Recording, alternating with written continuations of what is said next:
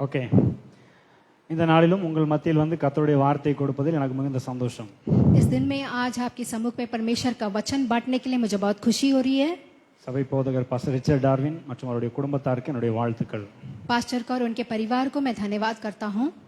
நாம் திருப்பிக் கொள்வோம். யோவேல் 2வது அதிகாரம் 25வது வசனம்.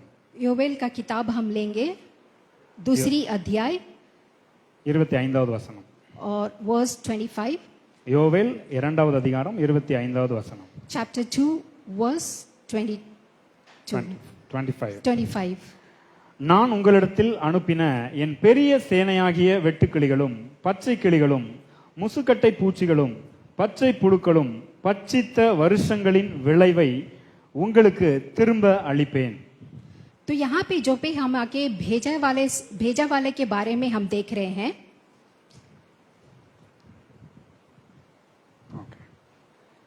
இந்த வசனத்திலிருந்து ஒரு சில காரியங்களை நாம் கற்றுக்கொள்ள போகிறோம்.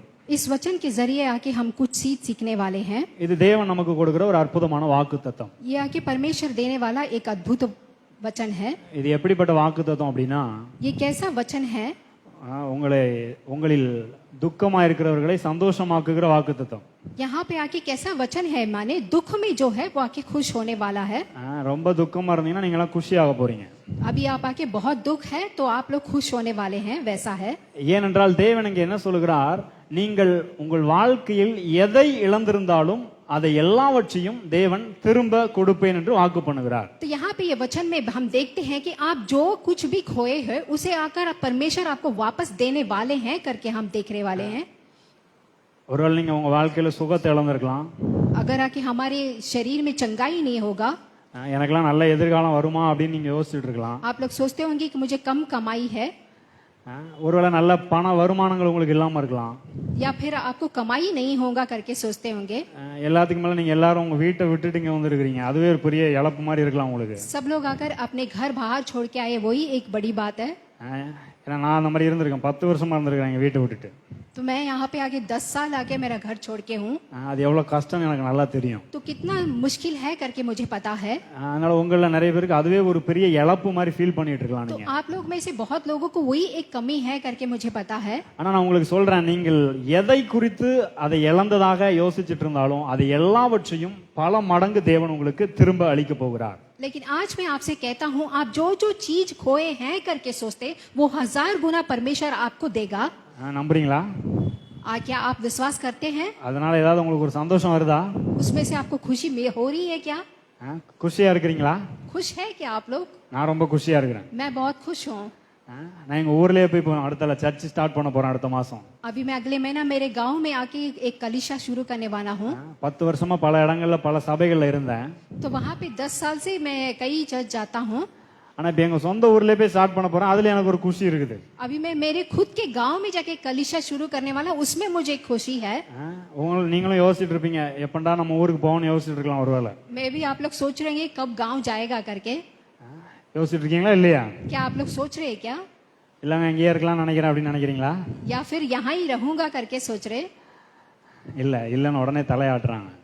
कोई सिर हिला रहा है. பாருங்க, ஆனால் நான் சொல்லுகிறேன், தேவன் உங்களை குஷியாக்க விரும்புகிறார். लेकिन देखिए, आज मैं कहता हूँ परमेश्वर आपको खुश देखना चाहते हैं. நீ ஒருவேளை ரொம்ப துக்கமா இருக்கிறேன்னு சொன்னாலும் சரி, தேவன் உங்களை ரொம்ப குஷியாக்க போறார். आप बहुत दुख होंगे लेकिन परमेश्वर आपको बहुत खुश करना चाहता है. ஏன்னா நீங்க என்னத்தை இழந்தாலும் திரும்ப தர்றேன்னு சொல்லிட்டாரு. क्योंकि परमेश्वर ने क्या है, तू जो भी मांगता मैं उसे दूंगा. ஒருவேளை நீங்க நிறைய பணத்தை இழந்திருக்கலாம், आपको भले ही बहुत सारे पैसे की जरूरत होगी, நல்ல உறவுகளை இழந்திருக்கலாம், बहुत सारे अच्छे रिश्तों को खो दिया होगा. என் ஃப்ரெண்ட்ஸ் எல்லாம் இழந்துட்டாங்க அப்படின்னு நினைக்கலாம். मेरे फ्रेंड्स पूरे मुझे छोड़ के चले गए. இது எல்லாத்துக்கும் மேல நான் ஒரு பெரிய இழப்பாக நான் கருதுவது என்னவென்றால், तो इसके सबसे बढ़कर परमेश्वर क्या देता है देखेंगे. தேவ பிரசன்னத்தையே நான் ஃபீல் பண்ண முடியலங்க, ஏதோ எனக்கு ஒரு மாதிரி இருக்குது, என் கஷ்டமா இருக்குது, இல்ல நான் பண்ண தப்புனால தேவன் என்னை விட்டு தூரமா போயிட்டாரோன்னு நான் நினைக்கிறேன், ரொம்ப தேவன் என் கூட இல்லாத மாதிரி சில நேரம் ஃபீல் ஆகுது அப்படின்னு ஒருவேளை நீங்க நினைச்சிட்டு இருக்கலாம். आप लोग सोचते होंगे कि परमेश्वर मेरे साथ नहीं है, मैं कोई गलती कर लिया क्या, मुझसे दूर चले गए क्या परमेश्वर. நான் கூட அந்த மாதிரி என் வாழ்க்கையில நினைச்சது உண்டு. मेरे जिंदगी में भी ऐसे हुआ था. ஒரு ஏதாவது தப்பு பண்ணிட்டேன்னா, ஆண்டவரே என்னை கை விட்டுறாரு, அவ்வளவுதான் தொலைஞ்ச நான் நரகத்துல தூக்கி போட்டுருவாருலாம் நினைச்சது உண்டு. நான் मैं भी बोलता था कि मैंने कुछ गलती कर दिया तो परमेश्वर मुझसे दूर चलेगा और मुझे नरक में उठा के डालने वाले हैं। ஈவன் சில நேரத்துல வந்து அவர் அப்படி சொல்லலன்னா கூட நான் ஒரு தப்பு பண்ண உடனே இல்ல ஆண்டவரே, நீங்க என்ன ரொம்ப நேசிக்கிறீங்க, ஆனா நான் ரொம்ப உங்களுக்கு விரோதமா தப்பு பண்ணிட்டேன், பேசாம நீங்க என்ன நரகத்துல தூக்கி போட்டுருங்க, நான் ஜெபம் பண்ணிருக்கிறேன். कभी कभी मैं ऐसा प्रार्थना करता हूँ कि परमेश्वर मैंने बहुत गलती कर दिया है, आप मुझे नरक में उठा के डाल दें। நல்ல வேளை ஜெபத்துக்கு பதில் கொடுக்கல. तो सारा प्रार्थना को परमेश्वर आके उत्तर देता है, அந்த மாதிரி ஜெபத்துக்கு அவர் பதில் கொடுக்கறது இல்லப்பா. लेकिन वैसे प्रार्थना को परमेश्वर ने उत्तर नहीं दिया है, அவர் நம்மேல் மிகவும் கிருபை உள்ளவராய் இருக்கிறார். क्योंकि परमेश्वर का बहुत कृपा हमारे ऊपर है। நான் அவரை விட்டு தூரமா போனாலும் அவர் சொல்றார், நான் உன்னை விட்டு விலகுவதும் இல்லை, உன் கையை விடுறதும் இல்லை. मैं परमेश्वर से बहुत दूर जाने से भी मैं तुझे हाथ नहीं छोड़ूंगा और तुझसे दूर नहीं जाऊंगा, परमेश्वर कहते हैं। நல்ல வேளை அப்படி ஒரு வாக்கு பண்ணினார் அவர். अच्छा हुआ परमेश्वर ने वैसा एक वचन बोला है। நான் பிடிச்சிருந்தாதான் அவர் பிடிச்சிருப்பான்னு சொல்லியிருந்தாருன்னா கதை முடிஞ்சது. अगर आके मैं चले जाता हूँ तो अगर वो छोड़ देते तो मेरा काम खत्म हो जाता, ஏன்னா நான் நிறைய நேரம் கையை விட்டுட்டு எங்கேயாவது போயிடுறேன். क्योंकि मैं कई बार परमेश्वर का हाथ छोड़ के कहीं दूर चले जाता हूँ। ஆனா அவர் வாக்கு பண்ணிட்டாரு, உன் கையை நான் பிடிச்சிட்டேன், விடவே மாட்டேன். लेकिन परमेश्वर ने वचन दिया है कि मैंने तेरा हाथ पकड़ लिया और मैं नहीं छोड़ूंगा। ஆமென். आमेन। எத்தனை பேர் அது நல்லதுன்றீங்க? कितने लोग आके खुश है? ஆமென். आमेन। நிச்சயமா உங்க கையை விட மாட்டாரு. सच में आपको परमेश्वर हाथ नहीं छोड़ेगा। உங்க வீட்டை விட்டு நீங்க வந்திருந்தாலும் உங்க கையை அவர் விடுறது இல்ல. आप अपने घर छोड़ के आए हो, लेकिन परमेश्वर आपको हाथ कभी नहीं छोड़ेगा। ஈவன் நீங்க தப்பு பண்ணாலும் அவர் உங்க கையை விடுறதே இல்ல. आपने गलती भले की हो, लेकिन परमेश्वर आपको हाथ कभी नहीं छोड़ेगा। ஆமென். आमेन। ஆகவே என்னால உறுதியா சொல்ல முடியும், நீங்கள் உங்கள் வாழ்க்கையில் எதை இழந்திருந்தாலும், நீங்க வேணா யோசிச்சுக்குவாங்க, இதெல்லாம் இழந்துட்டாங்க அதை இழந்துட்டான்னு யோசிச்சுக்குவாங்க, எதை இழந்தாலும் இன்றே திரும்ப பெற்றுக்கொள்ள போகிறீர்கள். इसीलिए मैं आपको आके बहुत ही स्ट्रांग से कह सकता हूँ, आपने आपकी जिंदगी में कुछ भी क्यों ना खोया हो, वो आप आज पाने वाले हैं। நம்புறீங்களா? क्या आप विश्वास करते हैं? ஆமென். आमेन। நான் ரொம்ப நம்புறேன். நிறைய இழந்ததை ஏற்கனவே பெற்றுக்கொண்டே வந்து கொண்டிருக்கிறேன். तो मैंने भी अपनी जिंदगी में बहुत कुछ खोया है, लेकिन मिलते आ रहा है मुझे। இன்னும் நிறைய பெற்றுக்கொள்றதுக்கு நிறைய இருக்குது. और अभी बहुत ज्यादा पाने के लिए है। அவர் கொடுக்குறேன்றாரு, ஈஸியா எல்லாம் ஃப்ரீயா கொடுக்குறேன்றாரு, நான் விடுறதால எல்லாத்தையும் சுரண்டி எடுத்துடலாம்னு இருக்கிறேன். परमेश्वर आकर आके मुझे सब कुछ फ्री में देना है, मैं भी नहीं छोड़ने वाला हूँ, परमेश्वर से सब कुछ लेने वाला हूँ। ஒருத்தர் ஃப்ரீயா கொடுத்தா நம்ம ஏன் விடுவானே? अगर कोई आके आपको मुफ्त में देता है तो हम क्यों छोड़ना है? கரெக்ட் தான் இல்லையா? सही की नहीं है? எத்தனை பேர் கரெக்ட்ன்றீங்க? कितने लोग आके आमेन। मानते हैं? आमेन। ஓகே, இப்போ இதை தேவன் நமக்கு வாக்கு பண்ணி இருக்கிறார். तो यहाँ पे आके परमेश्वर ने एक हमको वचन दिया है। இது ஒரு வாக்குத்தத்தமாக இருக்கிறது. तो ये आके आपके लिए आके एक प्रॉमिस वर्स है। பாருங்க, இந்த வேத புத்தகமே வாக்குத்தத்தங்கள் நிறைந்த ஒரு புத்தகமாக இருக்கிறது. देखिए, इस बाइबल में आके एकदम वचनों से भरा हुआ है। இந்த புத்தகத்துக்கு நிறைய பேர் இருக்குது. इस बुक के लिए बहुत सारा नाम है। இந்த புக்லயே போட்டிருக்கு பரிசுத்த வேதாகமம், ஹோலி பைபிள். बुक में ही लिखा है पवित्र बाइबल। அதனால நிறைய பேர் ஹோலி அப்படி மூடி வச்சிடறாங்க. इसीलिए बहुत लोग आके एकदम पवित्र जैसा बंद करके रख देते हैं। ஹோலி பைபிளுங்க, எதுவும் அழுக்கு பற்றக்கூடாது, பத்திரமா இருக்கட்டும். तो ये होली बाइबल है, गंदा नहीं होना है, एकदम संभाल के बीरो में रख देना है। அதனால எந்த பேப்பர்லயும் ஒரு அழுக்கு கூட இருக்காது, அப்படியே புத்தம் புதுசா அப்படியே இருக்கும். तो इसीलिए मेरा बाइबल एकदम गंदा नहीं है, एकदम नया सा है। ஏன்னா எடுக்கிறதும் இல்ல, படிக்கிறதும் இல்ல. क्योंकि मैं इसे खोलता भी नहीं हूँ, पढ़ता भी नहीं हूँ। அதனால அந்த மாதிரி ஹோலி பைபிள் நினைச்சிடாதீங்க. वैसा वाला होली बाइबल हमें नहीं चाहिए। நம்முடைய வாழ்க்கையில இருக்கிற பிரச்சனைகள், குறைவுகள், பாவங்களை எல்லாம் கழுவுகிற ஒரு ஹோலி பைபிள் இது. तो हमारी जिंदगी का हर एक मुसीबत, पाप को धोने वाला बाइबल होना ये। அத ஒரு பெரிய பிரசங்கர் சொன்னார் பாருங்க, உங்க பைபிள் எவ்வளவு அழுக்கா இருக்குதோ நீங்க அவ்வளவு பரிசுத்தமா இருக்கிறீங்கன்னாரு. तो बहुत सारे प्रचार करने वाले कहते हैं कि तेरा बाइबल जितना गंदा है तो उतना अच्छा पढ़ता है। உங்க பைபிள்லாம் எப்படி இருக்குது? आपका बाइबल कैसा है? என் பைபிள் பாருங்க, இது நான் இப்ப இங்க சர்ச்சுக்கு புதுசா கொண்டு வந்திருக்கிறேன். வீட்டுல இருக்கிற பைபிள் பாத்தீங்கன்னா அப்படியே ஒரு மாதிரி இருக்கும். अभी मेरा बाइबल देखेंगे तो चर्च में लाए वाला बाइबल नया है, लेकिन घर का बाइबल बहुत पुराना रहेगा। அத பாத்தீங்கன்னா என்ன, பாஸ்டருக்கு பைபிள் வாங்க காசு இல்லையான்னு நினைப்பீங்க, அந்த மாதிரி அழுகா இருக்கும். तो बहुत गंदा रहेगा, वैसा रहेगा वो बाइबल। அந்த மாதிரி பைபிள் கொஞ்சம் அழுக்காகணும், அப்பதான் இது நம்மளை பரிசுத்தமாக்கும் பாருங்க. तो वहाँ की बाइबल गंदा होने से ही हम भी पवित्र है करके लगता है। ஆமென். आमेन। அது மட்டுமல்ல, இந்த புத்தகத்திற்கு இன்னொரு பெயர் இருக்கிறது. இது நம்முடைய வாழ்க்கையின் எல்லா பிரச்சனைகளுக்கும் பதில் கொடுக்கிற ஆன்சர் புக்கா இருக்குது. तो अभी ये बाइबल का एक और नाम है जो कि हमारी जिंदगी के हर एक मुसीबतों को उत्तर देने वाला एक किताब। நீங்க என்ன பிரச்சனைலாம் இருங்க, எல்லாத்துக்கும் இதுல ஆன்சர் இருக்குது. अभी आके आपको कोई भी मुसीबत क्यों ना हो, उस सब के लिए इसमें एक उत्तर है। அது மட்டுமல்ல, இந்த புத்தகம் வாக்குத்தத்தங்களால் நிறைந்திருக்குதுன்னு சொன்னா இல்லையா? अभी मैंने बोला आपको बता कि ये बुक आके प्रॉमिस वर्स से भरा हुआ है। ஒரு பிரசங்கர் என்ன பண்ணாரு, இதுல இருக்கிற எல்லா வாக்குத்தத்தங்களையும் அப்படியே எடுத்து மொத்தமா எழுதி ஃபெய்த் செக் புக் அப்படின்னு ஒரு புக் எழுதினாரு. अभी आके एक पास्टर ने क्या किया, सारा प्रॉमिस वर्स को निकाल कर फेथ चेक करके एक होता है। ஒரு பெரிய பிரசங்கர் பாருங்க, 200 வருஷத்துக்கு முன்பாக வாழ்ந்தவர் சார்ல்ஸ் ஸ்பர்ஜன் என்கிற ஒரு பெரிய பிரசங்கியார் அவர். तो बहुत ही बड़ा प्रचार देने वाला एक पास्टर है वो। நான் அந்த புக்கை படிச்சுட்டு நான் இந்த புக்குக்கு பேர் வச்சுட்டேன், இது செக் புக் அப்படின்னு. तो मैंने इस बुक का नाम चेक बुक करके रखा है करके। செக் புக்னா எல்லாருக்கும் தெரியும் இல்லையா? चेक माने क्या है पता है ना आपको? அப்ப இந்த செக் புக்ல என்ன பண்ணிருக்காரு, நம்முடைய வாழ்க்கைக்கு தேவையான अनेक வாக்குத்தத்தங்களை எழுதி செக் புக்கா சைன் பண்ணி கொடுத்துட்டாரு. तो अभी उन्होंने क्या किया कि अपनी जिंदगी के लिए जो भी प्रॉमिस वर्स चाहिए उसे लिख कर एक चेक बुक जैसा दे दिया है। இந்த உலகத்துல பேங்க்ல செக் புக் கொடுக்கும்போது நீங்க உங்களுக்கு யாராவது ஒருத்தங்க செக் எழுதி கொடுத்தாங்கன்னா என்ன பண்ணுவாங்க, உங்க பேரை எழுதி கொடுப்பாங்க இல்லையா? तो अभी बैंक में आपको चेक बुक देते हैं ना, आपका नाम लिख के देते हैं ना। பே டு அப்படின்ற இடத்துல உங்க பேரை எழுதி கீழே எத்தனை எவ்வளவு அமௌண்ட் எழுதணுமோ 5 லட்சமோ 10 லட்சமோ எழுதி கொடுப்பாங்க இல்லையா? तो जिसका नाम लिख के और कितना पैसा देना है 1 लाख 2 लाख वैसे डाल के देते हैं ना चेक। அதே போல தேவன் என்ன பண்ணிட்டாரு, இந்த செக் புக்ல பே டுன்ற இடத்துல விசுவாசிக்கிறவன் எவனோ அவர்களுக்கு எல்லாம் இது வாய்க்கும்னு எழுதிட்டாரு. यहाँ पे परमेश्वर ने क्या लिखा है, जो विश्वास करता है उसको ये वाला प्रॉमिस वर्स है करके। நீங்க விசுவாசிக்கிறீங்களா? क्या आप विश्वास करते हैं? அப்ப உங்களுக்கு தான் எழுதியிருக்கிறாரு. तो आपके लिए लिखा है। ஆமென். आमीन। குஷியா இல்லையா உங்களுக்கு? आपको खुश है कि? என் பேரை எழுதியிருக்கிறாருன்னு எனக்கு ரொம்ப குஷியா இருக்குது. क्योंकि इस वचन में आके मेरा नाम लिखा है करके मुझे बहुत खुश है। சரி இப்படி சொல்றேன், ஒரு 10 லட்ச ரூபாய் இப்ப நான் செக் எழுதி கொடுத்தனா நீங்க ரொம்ப குஷியாயிருவீங்க இல்லையா? अभी मैं ऐसा कहता हूँ 10 लाख का आपको चेक लिख के दूंगा तो आपको खुश होगा नहीं होगा? அப்பா பிரச்சனை தீர்ந்தது, இன்னைக்கே வீட்டுக்கு கிளம்பிடலாம்னு கிளம்பிடுவீங்க. अरे बाप रे, सारे मुसीबत का अंत हो गया, मैं अभी अपना गाँव जा रहा हूँ। கரெக்டா? करेक्ट की नहीं है? ஆனா பாருங்க, 10 லட்சம் இல்ல, உங்க வாழ்க்கை முழுவதற்கும் நீங்க வாழ்வதற்கு தேவையான எல்லாவற்றையும் செக்கா எழுதி கொடுத்துருக்காரு. तो देखिए 10 लाख नहीं, आपकी जिंदगी में जीने के लिए सारा चेक आपको परमेश्वर ने लिख के दे दिया है। எனக்கு சந்தோஷத்துல துள்ளி குதிக்கலாம் போல இருக்குது. देखिए मुझे आके खुशी से झूमने का मन लग रहा है। வாழ்நாளுக்கெல்லாம் பிரச்சனையே இல்ல. अभी जिंदगी भर कोई मुश्किल नहीं है। பாருங்க 10 லட்சம் சீக்கிரம் காலியா போயிடும். अभी 10 लाख आकर जल्दी खत्म हो जाएगा।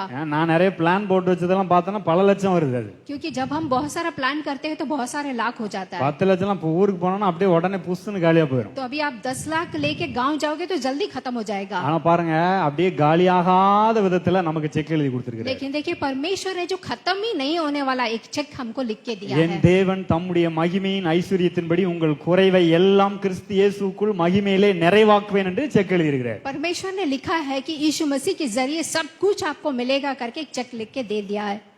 அவர் ஐஸ்வரியத்துல குறைச்சல ஏற்படுறது இல்ல பாருங்க. परमेश्वर के पास आके धन दौलत का कोई कमी नहीं है। அந்த செக்கை நான் எடுத்துக்கிறேன். अब वो चेक मैं ले लेता हूँ। அந்த அந்த வசனம் ஒரு மொழிபெயர்ப்புல இப்படி சொல்லப்படுகிறது. अब वो वचन ऐसा कहता है, அவர் எப்படி நம்முடைய குறைவை நிறைவாக்குறாராம், अब वो कैसे हमारी कमियों को आके पूरा करता है। நம்முடைய ஒவ்வொரு குறையும் அப்படியே ஃபில் பண்ணிட்டே வராராம். अभी हमारी सारी एक एक कमी को आके वो आके भरते रहते हैं। எது வரைக்கும்? कब तक? ஃபுல் ஆகுற வரைக்கும் ஃபில் பண்றாராம். वो आके फुल होने तक फुल करते हैं। எவ்வளவு நல்ல தேவன் பாருங்க. देखिए परमेश्वर कितना अच्छा है। எத்தனை பேர் சொல்றீங்க 10 லட்ச ரூபாய் செக்கை விட இது நல்ல செக்குன்னு? अभी आके 10 लाख का चेक है तो अच्छा चेक है। அந்த செக் புக்ல இருந்து நீங்க ஒரு செக்கை கிழிச்சு உங்களுக்கு கொடுக்குறேன் நான். अभी मैं उस चेक बुक में से एक चेक फाड़ के आपको देता हूँ। இந்த ஒரு செக்கை எப்படி நீங்க டெபாசிட் பண்றது உங்க அக்கவுண்ட்லன்றத சொல்லி கொடுக்க போறேன். மத்த எல்லா செக்கையும் நீங்க ஈஸியா டெபாசிட் பண்ணிடலாம். अभी इस एक चेक को कैसे डिपॉजिट करना है करके मैं आपको सिखाने वाला हूँ। उसके बाद बाकी चेक को कैसे डिपॉजिट करना आपको पता चल जाएगा। பிராக்டிகலா சில விஷயம் சொல்லி கொடுக்க போறேன். मैं प्रैक्टिकल से आपको कुछ चीजें सिखाने वाला हूँ। இப்போ உங்க பேர்ல ஒருத்தங்க 10 லட்ச ரூபாய் செக் எழுதி கொடுத்தாங்கன்னா ஃபர்ஸ்ட் என்ன பண்ணுவீங்க? अभी आपके बैंक अकाउंट में 10 लाख का एक चेक दिया तो आप क्या करोगे? ஐயா சாமி கொடுங்கன்னு முதல்ல வாங்குவீங்க இல்லையா? ए भगवान मुझे दे दे बोल के आप ले लोगे। எனக்கு தான் கொடுங்கன்னு வாங்கிடுவீங்க. मैं मुझे देगा तो मैं ले लूंगा। அதே போல இந்த வாக்கு தத்துவம் ஒரு செக்கா இருக்குது. நீங்கள் எதை இழந்தாலும் தேவன் கொடுப்பேன் என்று சொல்லி இருக்கிறார். முதல்ல என்ன பண்ணணும்? எனக்கு தான் அப்படின்னு வாங்கணும். अभी ये प्रॉमिस आके एक चेक जैसा लिख के दिया है। आपको क्या करना है? मुझे चाहिए बोल के ले लेना है। வேணும்ன்றவங்களாம் வாங்கிக்கோங்க. जिसको चाहिए ले लीजिए। எத்தனை பேருக்கு வேணும்? कितने लोग को चाहिए? சொல்லுங்க, நான் இயேசுவின் நாமத்துல வாங்கிக்கிறேன். यीशु मसीह के नाम से मैं इस चेक को लेता हूँ करके I received in the name of Jesus. मैं वो यीशु मसीह के नाम से उसे ग्रहण करता हूँ। आमेन। சரி, ரெண்டாவது என்ன பண்ணணும்? दूसरा क्या करना है? இந்த செக் என்ன பண்ணணும்? अब इस चेक को लेके क्या करना है? பேங்குக்கு கொண்டு போகணும் இல்லையா? बैंक में लेके जाते हैं ना, அங்க போய் டெபாசிட் பண்ணணும். वहाँ पे जाके आप डिपॉजिट करते हैं, அப்பனாதான் உங்க அக்கவுண்ட்ல அது டிரான்ஸ்ஃபர் ஆகும். उसके बाद ही वो आपके अकाउंट में ट्रांसफर होता है। இந்த வாக்குத்தத்தத்தை நம்ம அக்கவுண்ட்ல டெபாசிட் பண்றதுக்கு என்ன பண்ணணுமா? இதை அப்படியே விசுவாசிக்க வேண்டும். अब इस वचन को आके हमारे अंदर डिपॉजिट करना है तो आपको उसको वैसा ही विश्वास करना है। விசுவாசிக்கிறீங்களா? क्या आप विश्वास करते हैं? ஏனென்றால் வேதம் சொல்லுகிறது எபிரெயர் 11வது அதிகாரம் 6வது வசனத்திலே, விசுவாசம் இல்லாமல் தேவனுக்கு பிரியமா இருப்பது கூடாத காரியம், தேவனிடத்தில் சேருகிறவன் அவர் உண்டென்றும் தம்மை தேடுகிறவர்களுக்கு பலன் அளிக்கிறவர் என்றும் விசுவாசிக்க வேண்டும். तो यहाँ पे इब्रियर की किताब में हम देखते हैं कि जो भी विश्वास करता है परमेश्वर उसको देते करके। அப்ப விசுவாசிக்கிறீங்களா? तो आप लोग क्या विश्वास करते हैं? இதை விசுவாசிக்கிறவனுக்கு எல்லாம் கூடும். तो ये जो भी विश्वास करता है उनको सब कुछ मिलेगा। இந்த வார்த்தையை நீங்க விசுவாசிச்சா நீங்க இழந்து போன எல்லாவற்றையும் திரும்ப பெற்றுக்கொள்வீர்கள். अगर आप इस वचन को विश्वास करते हैं, आप जो भी खोए हैं आपको सब कुछ मिलेगा। சரி, எப்படிங்க விசுவாசிக்கிறது? अभी आप पूछेंगे कैसा विश्वास करना है? சில நேரத்துல விசுவாசிக்கிறது கஷ்டமா இருக்கு இல்லையா? क्योंकि सम टाइम आके हमको विश्वास करना बहुत मुश्किल हो जाता है। எல்லாருக்கும் ரொம்ப ஈஸியா இருக்குதா கஷ்டமா இருக்குதா? सबको समझ में आ रहा है, मुश्किल है, இருக்கிற சூழ்நிலையை பார்த்தா கஷ்டமா தான் இருக்குது. क्योंकि देखने वाला सिचुएशन देखेंगे तो मुश्किल ही है। ஆனா விசுவாசிக்கிறதுக்கு ஈஸியான வழி ஆண்டவர் வச்சிருக்கிறார். लेकिन जो विश्वास करता है परमेश्वर ने उनके लिए एकदम आसान रास्ता रखा है। என்ன வழி? क्योंकि வாங்க எல்லாரும் எந்திரிச்சு என் கூட வாங்க, சிலுவையில போய் நானும் என் கூட நீங்களும் சேர்ந்து அடைஞ்சுக்கோங்க அப்படின்னு சொல்றாரா? अभी क्या तुम भी आओ मेरे साथ मिलो क्रूस पे चढ़ने के लिए, बोले नहीं। என்னப்பா என்ன நடுவுல அடிக்கிட்டு உங்க எல்லாரையும் பக்கத்துல அடிக்கிட்டுன்னு சொல்றாரா? यीशु मसीह ने ऐसा नहीं कहा मुझे बीच में क्रूस पे मारा जाएगा, आप सब लोग को साइड में मारेंगे। அப்படி சொன்னாருன்னா எல்லாரும் எந்திரிச்சு தெரிச்சு போய் ஓடிடுவீங்க. अगर यीशु मसीह ने ऐसा कहा होता आप सब यहाँ से भाग जाओगे। என்னப்பா ஏதோ நல்லது சொல்லுவீங்கன்னு பார்த்தா இந்த மாதிரி சொல்றீங்க. तो क्या यीशु मसीह आप अच्छा बोलेंगे, देखा तो आप ऐसा बोल रहे हैं। இதுல வேற சிலுவைக்கு போறதுக்கு முன்னாடி அவரை போட்டு அந்த அடி அடிக்கிறாங்க. क्योंकि क्रूस पे चढ़ाने के पहले यीशु मसीह को इतना मारा था, தோல் சதெல்லாம் பிஞ்சிட்டு வருது. तो उनका जो मांस जो है एकदम फट के बाहर आ रहा था, ஒரு சொட்டு ரத்தம் இல்லாம எல்லாம் சிந்துது. तो सारा शरीर का सारा खून बाहर आ गया था। எவ்வளவு வேதனை பாருங்க. तो देखिए कितना मुश्किल है यीशु के लिए। நல்ல வேளை அந்த மாதிரிலாம் நம்மளை கஷ்டப்படுத்தணும்னு அவர் சொல்லவே இல்லை. तो देखिए यीशु मसीह ने उस तरीके से हम मुश्किल उठाने करके बोले नहीं। இப்பெல்லாம் கஷ்டப்பட்டா உனக்கு விசுவாசம் வந்திருப்பான்னு சொல்லல. तो अगर आप मुश्किल उठाएगा तो आपको विश्वास आएगा करके बोले हैं। இல்லன்னா நல்ல 12 மணி நேரம் முட்டங்கால நில்லுப்பா உனக்கு விசுவாசம் வந்துரும் அப்படின்னு சொல்லல. या फिर 12 दिन आप आके बैठो आपको विश्वास आ जाएगा, ऐसा भी नहीं बोला है। பாருங்க, முட்டி போட்டு ஜெபம் பண்றது ரொம்ப நல்லது, பண்ணுங்க, தவறு இல்ல. आप आके घुटना टेक के प्रेयर करना अच्छा है। நான் முட்டி போட்டா விசுவாசம் வரும்னு சொல்லல. आप घुटना टेकोगे तो आपको विश्वास आ जाएगा करके नहीं बोला அப்ப है। எப்படிங்க வரும்? फिर कैसा आएगा? ரோமர் 10:17 இப்படியாக சொல்கிறார்.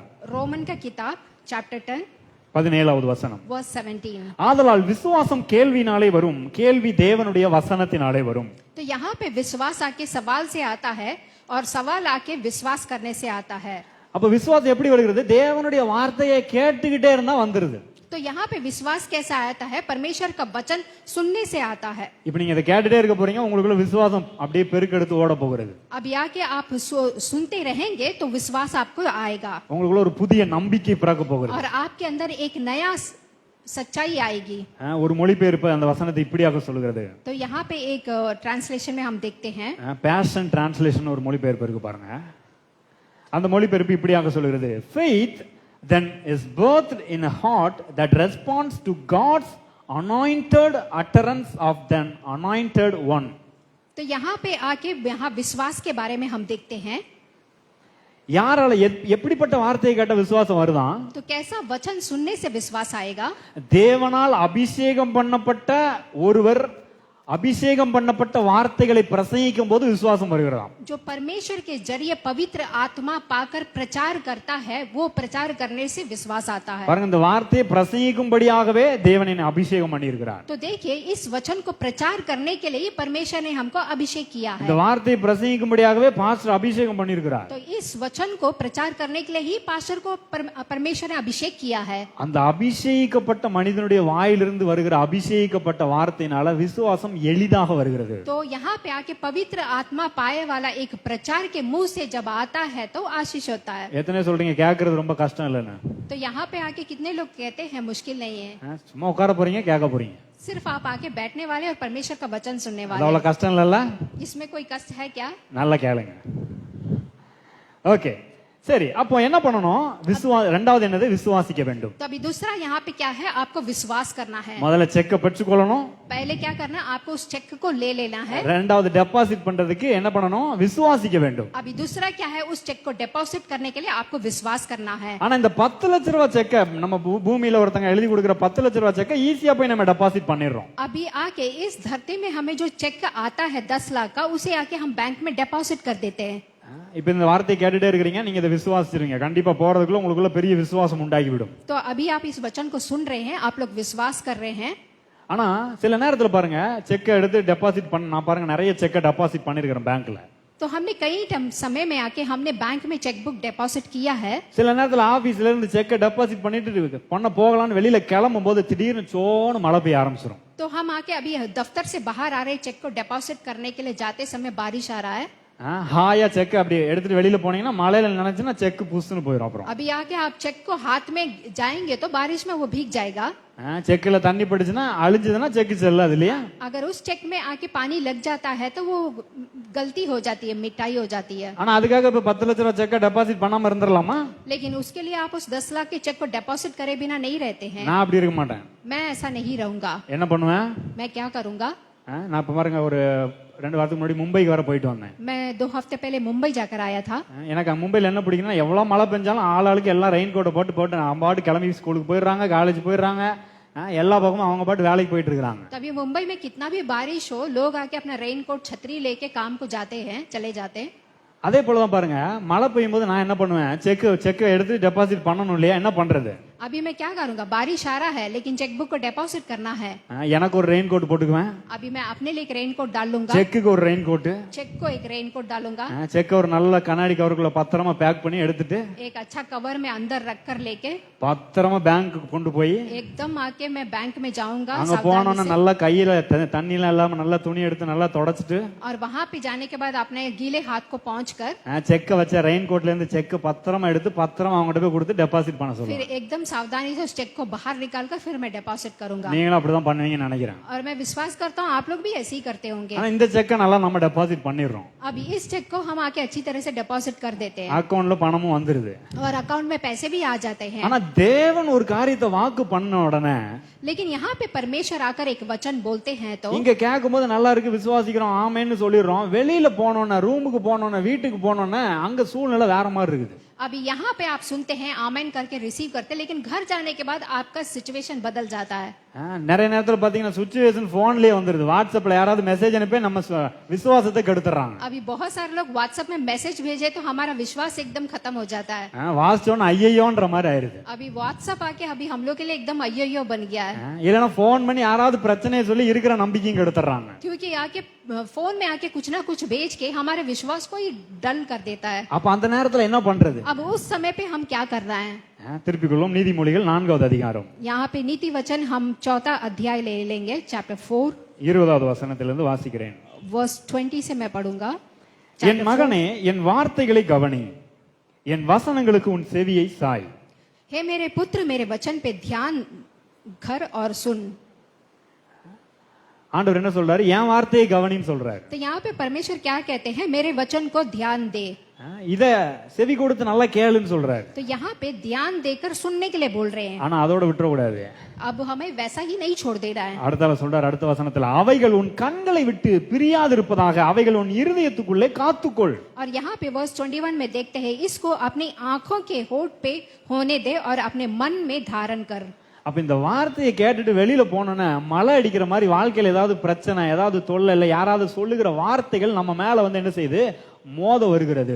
अब ये वचन आकर हम सुनने के बाद जब हम बाहर जाते हैं तो बारिश आने की तरह कोई ना कोई मुश्किल आके हमारे अंदर आ जाता है। அது எதுக்கு வருது? அந்த செக்க மழை பெஞ்சா அழிஞ்சிரும் இல்லையா? அதே மாதிரி இந்த காரியங்கள் எல்லாம் நாம் கேட்ட வசனத்தை நம்மிடத்திலிருந்து எடுத்து போடும்படியாக, அதை நம்ப விடாதபடி கெடுக்கும்படியாக வருகிறது. अभी हमारी जिंदगी में क्यों मुसीबत आते हैं कि हम जो विश्वास करते हैं उस विश्वास को बिगाड़ने के लिए आते हैं। அந்த நேரத்துல என்ன பண்ணணும்? अब उस समय पे क्या करना है। கேட்ட இந்த வார்த்தையை இருதயத்துக்குள்ளே காத்து கொள்ள வேண்டும். अब सुने हुए इस वचन को आकर आप अपने मन में धारण करना है। இதுக்கு பேர் தான் செக் எடுத்து ரெயின் கோட்டுக்குள்ள வைக்கிறது. तो इसीलिए मैंने उस चेक को उठा के रेनकोट के अंदर रखा था। அப்பதான் பத்திரமா இருக்கும் பாருங்க. फिर देखिए संभाल के रखा था। அப்புறம் ஆண்டவர் எனக்கு நிறைய வாக்குத்தத்தங்கள் அந்த மாதிரி பேசும்போது சில நேரத்துல வெளியில இருக்கிற சூழ்நிலை மோசமா இருக்கும், மற்ற மனிதர்கள் இவங்கலாம் வந்து அது எப்படி உன் தேவை சந்திக்கப்படும், அது எப்படி நீ நல்லா இருக்க முடியும் இப்படிலாம் ஏதாவது சொல்லுவாங்க. तो यहाँ पे आके मेरे अंदर बहुत सारे प्रॉमिस वर्स होंगे, लेकिन सारे मुसीबतों को देखकर वो मेरा विश्वास कम कर देता है। உன் தேவைலாம் சந்திக்கப்பட முடியுமா, அவனுக்கு நிறைய பணம் வந்துருமா, பணம் உதவி கிடைச்சிருமா இப்படிலாம் பேசுவாங்க. अभी बाहर के लोग क्या बोलेंगे, क्या तेरे जरूरतें पूरे हो जाएगा, पैसा आ जाएगा, कैसे बहुत सारे बातें करेंगे। சம்பளம்லாம் உனக்கு உயர்வா கிடைச்சிருமா, இதே சம்பளம் தான் போ அப்படின்னுவாங்க. अभी यही तुम्हें तनख्वाह मिलेगा, ज्यादा बढ़ेगा नहीं बोलेंगे। ஆனா இந்த மாதிரி சொல்ற ஆட்கள் பேச்செல்லாம் கேட்டீங்கன்னா நம்ம உருப்பட முடியாது. तो इन सब लोगों के बातों को सुनकर आकर हम एकदम कम हो जाते हैं। இவங்கலாம் வந்து டீ கூட வாங்கி தர மாட்டாங்க. तो यहाँ पे आके कोई ना कोई आके बिगाड़ देता है। அந்த மாதிரி ஆட்களை பாத்திருக்கீங்களா? तो ऐसा कोई हुआ है क्या? பெருசா நிறைய வந்து பேசுவாங்க, बहुत सारे आके लोग बात करते हैं, வாங்க டீ குடிக்க போலாம்னு சொன்னா கூட அதுக்கு கூட பர்ஸ் எடுக்க மாட்டாங்க, பர்ஸை பத்திரமா உள்ள வச்சுக்குவாங்க. आपको बोलेंगे आए चाय पीने जाते हैं, लेकिन पर्स भी बाहर नहीं निकालेंगे। இல்லைன்னா பர்ஸை எடுத்துட்டே வரலான்றுவாங்க. नहीं तो पर्स मैंने घर पे ही छोड़ दिया, लेके नहीं आया बोल देंगे। அந்த மாதிரிலாம் அனுபவிச்சிருக்கீங்களா? ऐसा कभी हुआ है आप लोग के साथ? அதனால இந்த மாதிரி ஆட்கள் சொல்றதெல்லாம் பெருசா என்ன செய்யக்கூடாது, கேட்க கூடாது. तो ऐसे लोगों के बातों को कान में नहीं लेना है। அந்த மாதிரி நேரத்துல உங்களுக்குள்ள இருந்து ஆவியானவர் சொல்லுவார், என் மகனே என் வார்த்தைகளை கவனி, என் மகளே என் வார்த்தைகளை கவனி என்று சொல்லுவார். तो उस समय पे परमेश्वर आपके दिल में बात करेंगे, हे मेरे बेटा मेरी बेटी मेरे वचन को कान लगा। அதை கரெக்டா பிடிச்சுக்கணும். तो इसीलिए परमेश्वर आके सही से बात करते அதை हैं। இருதயத்துக்குள்ள வச்சு பத்திரமா வச்சுக்கணும். तो आके अपने हृदय में आपको संभाल के रख देना है। அப்படி நீங்க பத்திரமா வச்சீங்கன்னா என்ன தெரியுமா நடக்கும்? जब आप परमेश्वर के वचन को अपने हृदय में संभाल के रखते तो क्या होता है? அடுத்த ரெண்டு வசனங்களை வாசிக்கிறேன், 22 23. अभी मैं यहाँ पे आके नीति वचन चैप्टर 4 वर्स 22 पढ़ूंगा। அவைகளை கண்டுபிடிக்கிறவர்களுக்கு அவைகள் ஜீவனும் அவர்கள் உடலுக்கெல்லாம் ஆரோக்கியமுமாம். எல்லா காவலோடும் உன் இருதயத்தை காத்துக்கொள், அதினிடத்தினின்று ஜீவ ஊற்று புறப்படும். तो यहाँ पे हम देखते हैं क्योंकि जिनको आके प्राप्त होती है वह उनके जीवित रहने का और उनके सारे शरण को चंगा करने का कारण होता है। அப்ப என்ன பண்ணணும், சூழ்நிலை மோசமா இருக்கும்போது மத்தவங்க எல்லாம் நெகட்டிவா பேசும்போது அதன் மத்தியில் என்ன செய்யணும், இந்த வார்த்தை இருதயத்துக்குள்ள காத்துக்கிட்டீங்கன்னா, உங்க மணி பர்ஸ் மொபைல் எல்லாம் பத்திரமா வச்சுக்கிறீங்களா, அந்த மாதிரி பத்திரமா பிடிச்சி பத்திரமா பாதுகாத்துக்கிட்டீங்கன்னா। तो यहाँ पे देखिए सिचुएशन बुरा होता है, लोग कुछ ना कुछ गलत बोलते हैं, लेकिन आप परमेश्वर के वचन को जिस तरह से आप एक मोबाइल को सबको संभाल के रखते हैं, उसी तरह से आपके परमेश्वर के वचन को दिल में संभाल के रख लेना है। உங்க இருதயத்திலிருந்து ஜீவ ஊற்று புறப்பட்டு ஓடும். तो आपके हृदय से आके एक जीवन का सोटा आता है, உங்க சூழ்நிலை மாறும், आपके लाइफ का सिचुएशन बदलेगा। இத பண்ண உடனே இந்த வாக்குத்தத்தம் என்கிற இந்த செக்கை உங்க அக்கவுண்ட்ல டெபாசிட் பண்ணிட்டீங்க. तो ये आके ये जो प्रॉमिस वर्स का जो चेक है वो आप अपने हृदय में डिपॉजिट करके रख लीजिए। எத்தனை பேருக்கு நல்லா புரிஞ்சுது? कितने लोग को समझ में आ रहा है? டெபாசிட் பண்ணிடலாமா? क्या इस प्रॉमिस वर्स को अपने हृदय में हम डिपॉजिट करेंगे? டெபாசிட் பண்ணி உங்க அக்கவுண்ட்க்கு வரணுமா வேணாமா? आपको आके इसको आपके हृदय में डिपॉजिट करना है नहीं करना है? ஆமென். आमीन। டெபாசிட் பண்ணிட்டு தான் போகணும் பாருங்க. आप आके डिपॉजिट करके ही जाइएगा। இதுல உறுதியா இருக்க வேண்டும். आपको वचन में एकदम आके रहना है। நீங்கள் இழந்ததை எல்லாவற்றையும் பெற்றுக்கொள்வீர்கள். आप जो भी खोए हैं सब कुछ आपको मिलेगा। சரி, இப்போ இழந்தது எல்லாவற்றையும் பெற்றுக்கொள்ளும் போது முதலாவது என்ன செய்ய வேண்டும்? देखिए अभी अभी सब कुछ हम प्राप्त कर लेते हैं तो पहला क्या करना है? இந்த இழந்து போனதை எல்லாம் எனக்கு தேவன் தருவார் என்று எதிர்பார்க்க வேண்டும். तो सबसे पहले आपको क्या करना है, मैंने जो भी खोया है उसे मैं वापस परमेश्वर मुझे देगा बोल के आपको आके एक्सपेक्ट करना है। நான் என்னத்தெல்லாம் இழந்தனோ அதெல்லாம் தருவேன்னு சொல்லியிருக்கிறாரு. அதை நான் இது எப்படி அப்படின்னா, பேங்க்ல போய் செக்கை டெபாசிட் பண்ண உடனே உங்க அக்கவுண்ட்ல டிரான்ஸ்ஃபர் பண்றதுக்கு கொஞ்சம் டைம் ஆகும் இல்லையா? तो अभी आप जो भी खोया है परमेश्वर आपको देंगे बोलते हैं। जिस तरह से आप बैंक में चेकबुक डिपॉजिट करते हैं, पैसा आने के लिए थोड़ा समय लगता है। நான் சில நேரம் டெபாசிட் பண்ணிட்டு என் அக்கவுண்ட் அப்பப்போ செக் பண்ணி பார்த்துட்டே இருப்பேன், வந்துருச்சான்னு. मैं कुछ समय पे आके डिपॉजिट करने के बाद आके अपने बैंक को चेक करते रहता हूँ, क्रेडिट हुआ कि नहीं हुआ। என்ன பண்றேன், எதிர்பார்த்துட்டு இருக்கேன், அக்கவுண்ட்ல பணம் வந்து விழணும்னு எதிர்பார்க்கறேன் இல்லையா? तो मैं देख रहा हूँ, राह देख रहा हूँ कि पैसे आएगा नहीं आएगा। அந்த மாதிரி நீங்கள் எதிர்பார்க்க வேண்டும். तो बिल्कुल उसी तरह से आपको भी परमेश्वर से आके कुछ आकर एक्सपेक्ट करना है। சிலர்லாம் இப்பவே எதிர்பார்க்க ஆரம்பிச்சிட்டீங்க. क्या कुछ लोग आकर आप परमेश्वर से एक्सपेक्ट करते हैं, चाहते हैं? நிச்சயமாக எதிர்பார்க்கிறவர்களுக்கு எல்லாம் அக்கவுண்ட்ல வந்து விழும். आपको आके परमेश्वर से आके जरूर और ये चाहिए करके चाहना है। அவர் இந்த நான் இழந்து போனதை திரும்ப தருவதற்கு ஏதாவது அவர் செய்வார் என்று எதிர்பார்க்க வேண்டும். आपको आके परमेश्वर से ये उम्मीद रखना है, मैं जो भी खोया हूँ परमेश्वर मुझे जरूर कुछ ना कुछ देगा। ஆனா நிறைய பேர் எப்படி தெரியுமா எதிர்பார்க்கறாங்க? लेकिन बहुत सारे लोग पता है किस प्रकार से परमेश्वर से एक उम्मीद रखते हैं। திருப்பிக் கொள்வோம். பிரசங்கி 7வது அதிகாரம். तो आके हम दूसरा आके देखेंगे यहाँ पे பிரசங்கி 7வது அதிகாரம் 10வது வசனம். लैमेंटेशन எக்லீசியாஸ்டஸ். एक्लीसियस देखेंगे। எக்லீசியாஸ்டஸ் chapter 7 verse 10. चैप्टर 7 वर्स 10 देखेंगे। இந்நாட்களை பார்க்கிலும் முன் நாட்கள் நலமாய் இருந்தது என்று சொல்லாதே, நீ இதை குறித்து கேட்பது ஞானம் அல்ல. तो यहाँ पे आके हम देखते हैं कि बीते दिन इनसे भी कोई उत्तम थे, क्योंकि ये तो बुद्धिमानी से नहीं पूछता। இந்த மாதிரி சிலர் சொல்றதை கேட்டிருக்கீங்களா? तो कोई ऐसा बोला वाला देखा है कि आपने? ये नीति वचन के बाद में है। எங்க தாத்தா காலத்துல நான் எவ்வளவு நல்லா இருந்தோம் தெரியுமா? तो मेरे दादा लोग कैसे हैं करके पता है ना आपको? சின்ன பிள்ளையில ரொம்ப நல்லா இருந்தோம் நாங்க. तो मैं आके पिछले समय में बहुत अच्छा से रहता था। ஃபர்ஸ்ட் ஸ்டாண்டர்ட் படிக்கும் போதெல்லாம் நான் ஃபர்ஸ்ட் ரேங்க் எடுப்பேன் தெரியுமா? तो मैं फर्स्ट स्टैंड में पढ़ते समय कैसा था पता है आपको? 5th ஸ்டாண்டர்டோட ஃபர்ஸ்ட் ரேங்கே வந்துட்டு இருந்தாங்க.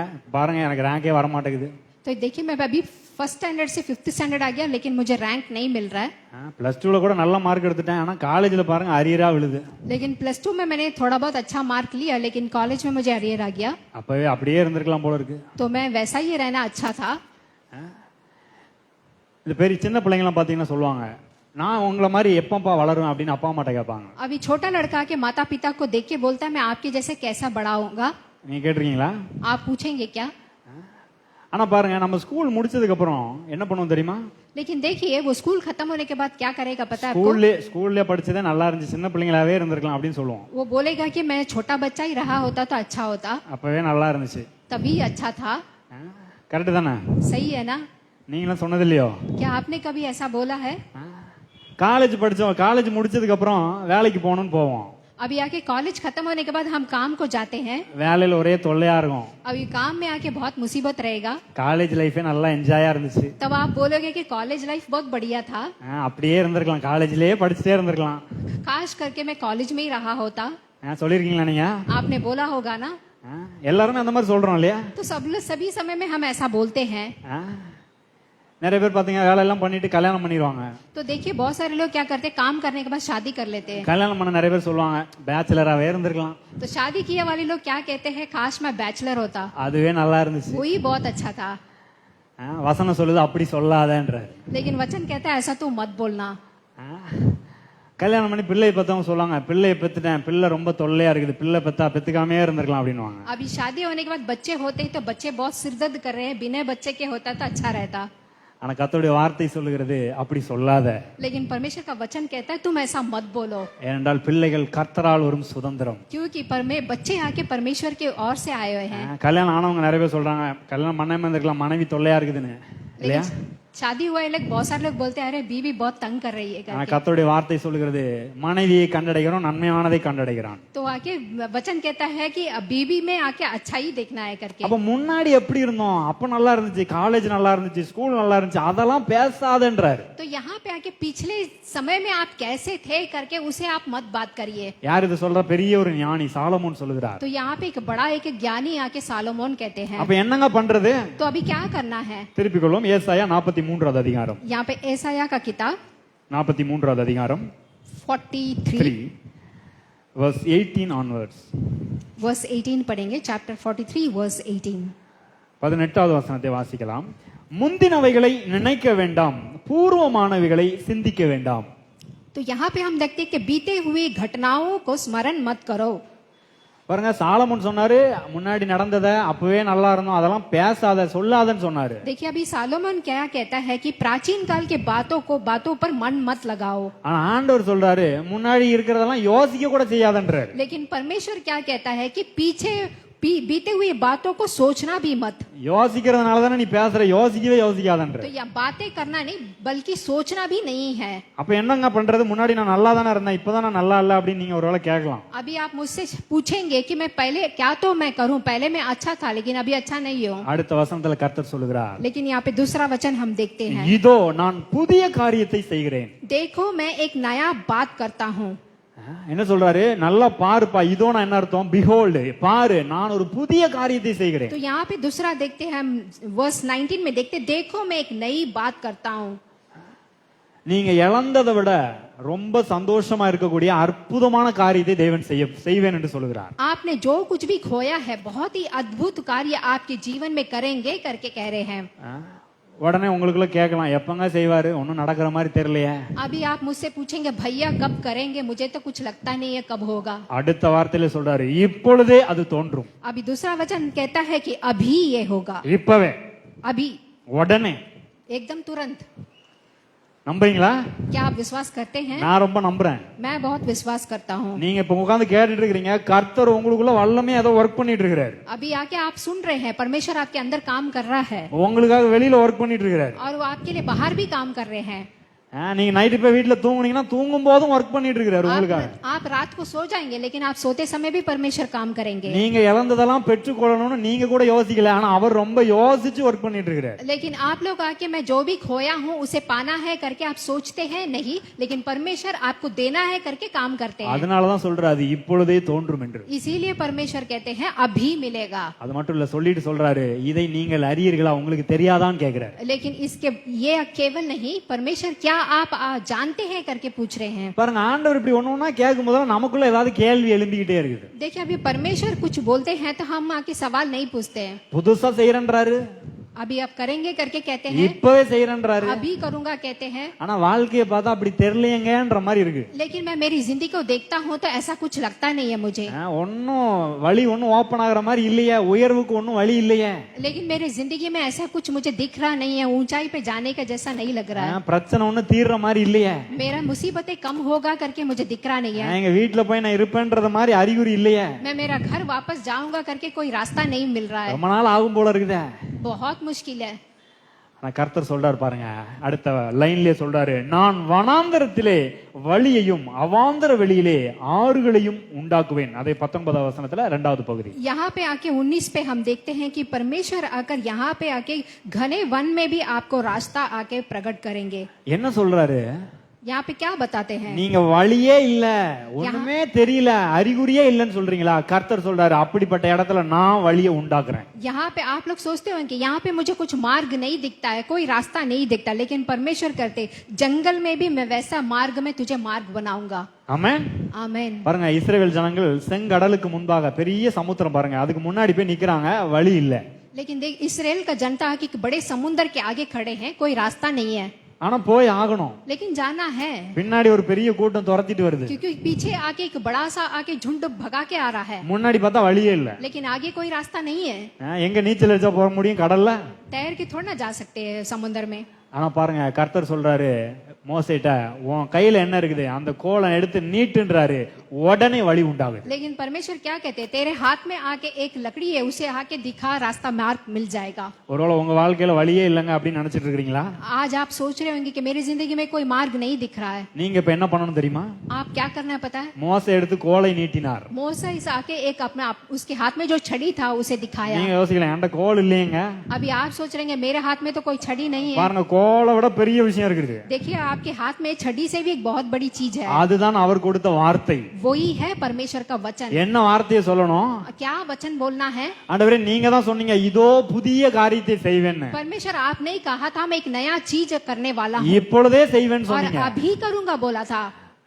அவாந்தர வெளியில வழியை நீங்க உண்டாக்குவேன்னு சொன்னீங்க. जंगल में मार्ग दिखाऊंगा करके बोला था। இந்த வார்த்தையை நான் சொல்றேன், और इस वचन को मैं बोलता हूँ, என் பிரச்சனையின் மத்தியில வழி இல்லாத இந்த இடத்துல வழி உண்டாகட்டும். मेरे मुसीबत को बीच में जो मार्ग नहीं है वहाँ पे एक मार्ग दिखाएं। நீங்க சொல்லி பாருங்க, சொன்ன உடனே வழி உண்டாகும். आप बोल के देखिए, आपके लिए एक मार्ग खुलेगा। நீங்க சொல்லிட்டு போய் தூங்குங்க, காலையில எஞ்சி பாப்பீங்க, பெரிய வழி உண்டாயிருக்கும். आप आके बोल के रात को सो जाइए, देखिए सवेरे आपके लिए एक मार्ग खुलेगा।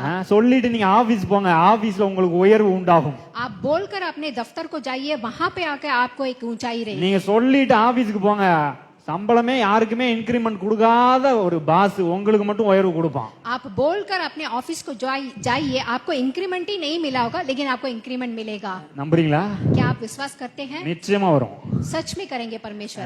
தேவன் மிகப்பெரிய பாஸ் பாருங்க, உங்க பாஸுக்கு மேல ஒரு பெரிய பாஸ் இருக்கிறாரு. परमेश्वर आकर आपको बहुत ही बड़ा आशीर्वाद करेगा। நிச்சயமாக உங்களுக்கு மிகப்பெரிய உயர்வை கொடுப்பார். जरूर और जरूर आपको बहुत बड़ी ऊंचाई எந்த देंगे। அளவுக்கு உயர்வு கொடுப்பார் தெரியுமா? कितना बड़ा ऊंचाई देंगे पता है? அடுத்த வசனம் சொல்லுகிறது, अभी यहाँ पे वचन कहता है, 20வது வசனம், 20वीं वचन पढ़ेंगे। நான் தெரிந்து கொண்ட என் ஜனத்தின் தாகத்துக்கு வனாந்தரத்திலே தண்ணீர்களையும் அவாந்தர வெளியிலே ஆறுகளையும் உண்டாக்குவதினால் காட்டு மிருகங்களும் வலு சர்ப்பங்களும் கோட்டான் குஞ்சுகளும் என்னை கனம் பண்ணும்.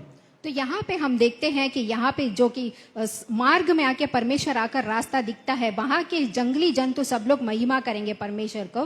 பாருங்க, அந்த நாட்கள்ல இருக்கிற வார்த்தைகள்ல பேசுறாரு. तो यहाँ पे वो वचन को परमेश्वर बोलते हैं, வனாந்தரத்துல தண்ணீர் உண்டு பண்ணா இவங்க மட்டும் தாகம் தீர்க்கப்பட மாட்டாங்க, அங்க இருக்கிற மிருகங்கள்லாம் வந்து குடிச்சுக்கும். यहाँ पे आके जंगल में निर्जल भूमि में परमेश्वर आकर जल देंगे। அதே மாதிரி தேவன் உங்களை ஆசீர்வதித்து உயர்த்தும் போது நீங்க மட்டும் ஆசீர்வாதமா இருக்க மாட்டீங்க, உங்க குடும்பம் ஆசீர்வாதமா இருக்கும், உங்க நண்பர்கள் ஆசீர்வாதமா இருப்பாங்க, உங்க கூட இருக்கிறவங்களும் ஆசீர்வாதமாயிருவாங்க. बिल्कुल उसी तरह जब परमेश्वर आपको आशीष करेगा तो आपके जरिए आपके परिवार, आपके दोस्त, सब लोग आशीष पाएंगे। நம்புறீங்களா? क्या आप विश्वास करते हैं? ஏனென்றால் வேத வசனம் சொல்லுகிறது, நீயோ அநேக ஜாதிகளுக்கு கடன் கொடுப்பாய், நீயோ கடன் வாங்காதிருப்பாய். क्योंकि वचन कहता है कि आप अनेक जातियों को उधार दोगे बल्कि उधार नहीं लोगे। நிறைய பேர் உங்ககிட்ட வந்து பாக்கெட் மணி கேட்பாங்க. तो यहाँ पे बहुत सारे लोग आके सोच रहे होंगे, உங்ககிட்ட வந்து கடன் கொடுப்பாங்க, கொஞ்சம் கடன் கொடுப்பான்னு. क्या आप मुझे थोड़ा सा पैसा उधार दोगे? அவங்களுக்கு எல்லாம் கொடுக்குற அளவுக்கு உங்ககிட்ட பெருகும். लेकिन उन सबको देने के जैसा आपके पास बड़ाई होगी। நம்புறீங்களா? क्या आप विश्वास करते हैं? இதெல்லாம் நாம் எடுத்துக்கொள்ள வேண்டும், எனக்கு தான் சொல்றாருன்னு எடுத்துக்கொள்ள வேண்டும். तो ये ऐसे वचनों को आकर परमेश्वर मेरे लिए ही कह रहे करके आपको ले लेना है, வருகிற நாட்கள் இதெல்லாம் உங்கள் வாழ்க்கையில நடக்க போகுது. क्योंकि आने वाले दिनों में ये सब आपके जीवन में होने वाला है। எனக்கே இல்லங்கன்னு நினைச்சிட்டு இருக்கலாம் நீங்க. आप मत सोचिए मेरे लिए ही नहीं है करके, நானே வேற யார்ட்டையாவது கடன் வாங்கிட்டு இருக்கிறேங்க. मैं ही दूसरे लोगों से उधार लेता हूँ। பாருங்க, அதன் மத்தியில இந்த வார்த்தையை நம்புங்கள், நீங்கள் கடன் கொடுக்கிறவர்களாய் மாறுவீர்கள். इन सब मुसीबतों के बीच में आप परमेश्वर के वचन को विश्वास कीजिए, आप दूसरे को पैसा उधार देने वाले बनोगे। ஆமென். आमीन। நிச்சயமாக நீங்கள் இழந்ததெல்லாம் திரும்ப கிடைக்கும். जरूर और जरूर आपने जो भी चीज खोया है वो सब आपको प्राप्त होगा। சரி, இதுக்கு என்னங்க பெருசா நீங்க கேரண்டி கொடுக்க முடியும்? अभी आप क्या बहुत बड़ा मैं पाऊंगा? கடைசியா ஒரு கேரண்டியோட முடிக்கிறேன் பிரசங்கத்தை. अब मैं लास्ट में अपने प्रचार को खत्म करता हूँ बोल के। பாருங்க, உலகத்துல நிறைய பொருட்களுக்கு பாருங்க, மொபைல்ல இருந்து எல்லா பொருளுக்கும் நான் guarantee, 1 year guarantee, 1 year warranty எல்லாம் கொடுக்குறாங்க. अभी दुनिया में बहुत सारी सामानों के लिए 1 ईयर 2 साल का गारंटी दिया जाता है, வாங்கிட்டு போனா ஒரே மாசத்துல புட்டுக்குது எல்லாம். लेकिन लेके जाके 1 ही महीने में खराब हो जाता है, உடனே கராப் ஆயிருது பாருங்க. तुरंत खराब हो जाता है। கராப் ஆனோன்னா கராப் கடைக்கு தான் போக வேண்டியதா இருக்குது. खराब हो जाता है, क्या करें? இன்னைக்கு நிறைய பேர் பாருங்க, மொபைல் டிவி எல்லாம் பாத்தீங்கன்னா முன்னாடி மாதிரி நல்ல குவாலிட்டியா கூட உண்டாகிறதே இல்ல. तो यहाँ पे देखेंगे तो मोबाइल वगैरह सब पहले नहीं था। 1 இயர் தான், அதுக்கு வேல்யூவே 1 இயர் தான். ஆனா இவங்க 2 வருஷம் வாரண்டி கொடுக்குறாங்க. उसका वैल्यू 1 साल होगा लेकिन 2 साल का गारंटी देगा। 2 வருஷம் கேரண்டி கொடுக்குறாங்க. 2 साल का गारंटी देता है। எங்க இருந்து வராது கேரண்டி, ஒண்ணுத்துக்கு உதவாது. वो गारंटी आके किसी काम का नहीं है। ஆனா பாருங்க, வாழ்நாளெல்லாம் எதுவுமே ஆகாத ஒரு அற்புதமான கேரண்டி உங்களுக்கு கொடுக்க लेकिन போறாங்க. एक परमेश्वर आके जीवन भर के लिए आपको एक गारंटी देते हैं। திருப்பிக் கொள்வோம், லேவியராகமம் 6வது அதிகாரம். यहाँ पे लेवी रागमम देखेंगे। लेविटिकस, அப்படி ஒரு புத்தகம் பைபிள்ல இருக்கு, தெரியுமா உங்களுக்கு? ये वाला बुक जानते होंगे ना आप? நிறைய பேர் அதை படிக்கிறது இல்ல. ஏன்னா அந்த புத்தகம் ஃபுல்லா பாத்தீங்கன்னா எப்படி இருக்குன்னா, ஆட்டை பிடிச்சிட்டு வா, அதை வெட்டு, துண்டு துண்டா வெட்டு, இப்படிலாம் சொல்லப்பட்டிருக்கும். क्योंकि इस वचन में आके बहुत ही माने बकरा को लेके या उसे काट, ऐसा ही बोला जाता है।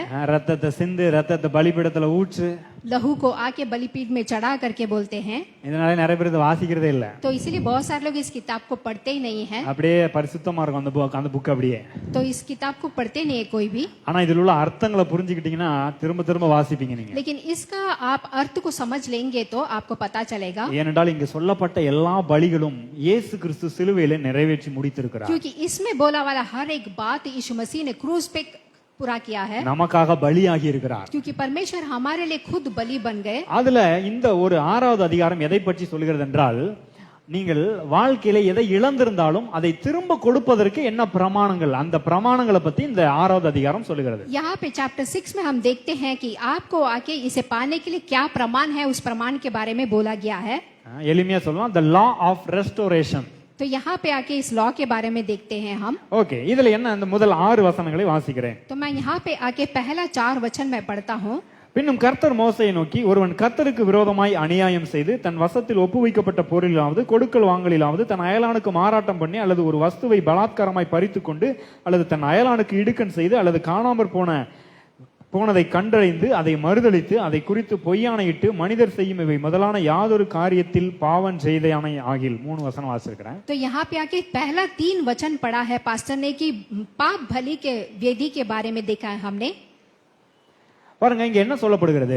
तो यहाँ पे क्या बोला जा रहा है? அந்த நாட்கள்ல ஊரை விட்டு வெளியூருக்கு போகும்போது வீட்டுல இருக்கிற தங்க நகைகள் நல்ல விலை உயர்ந்த பொருட்கள் எல்லாம் பக்கத்து வீட்டுல கொடுத்துட்டு போறது வழக்கம். तो उस जमाने में क्या होता है कि जब कोई बाहर देश जाता है तो घर का हर सोना चांदी आके बगल घर में देके जाते हैं.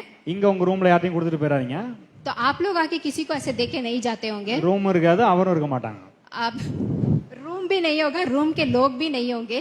அதனால இப்ப அப்படிலாம் பண்ணிடாதீங்க. तो आप कभी ऐसा मत करना. அந்த காலத்துல ஒரே ஊர்ல இருப்பாங்க, போயிட்டு திரும்ப வந்துருவாங்க, அதனால கொடுத்துட்டு போனாங்க. उस जमाने में ऐसे करते थे क्योंकि सब लोग एक ही जगह पे रहते थे. ஆனா அந்த காலத்துல சில ஆட்கள் என்ன பண்ணுவாங்க, கொடுத்துட்டு போனத அந்த ஆட்கள் திரும்ப வந்து கேட்கும் போது நீ கொடுக்கவே இல்லை அப்படின்னு சொல்லிடுவாங்க. तो क्या होता जब आके दे के जो जाते हैं वापस पूछने से दिया नहीं करके बोल देते.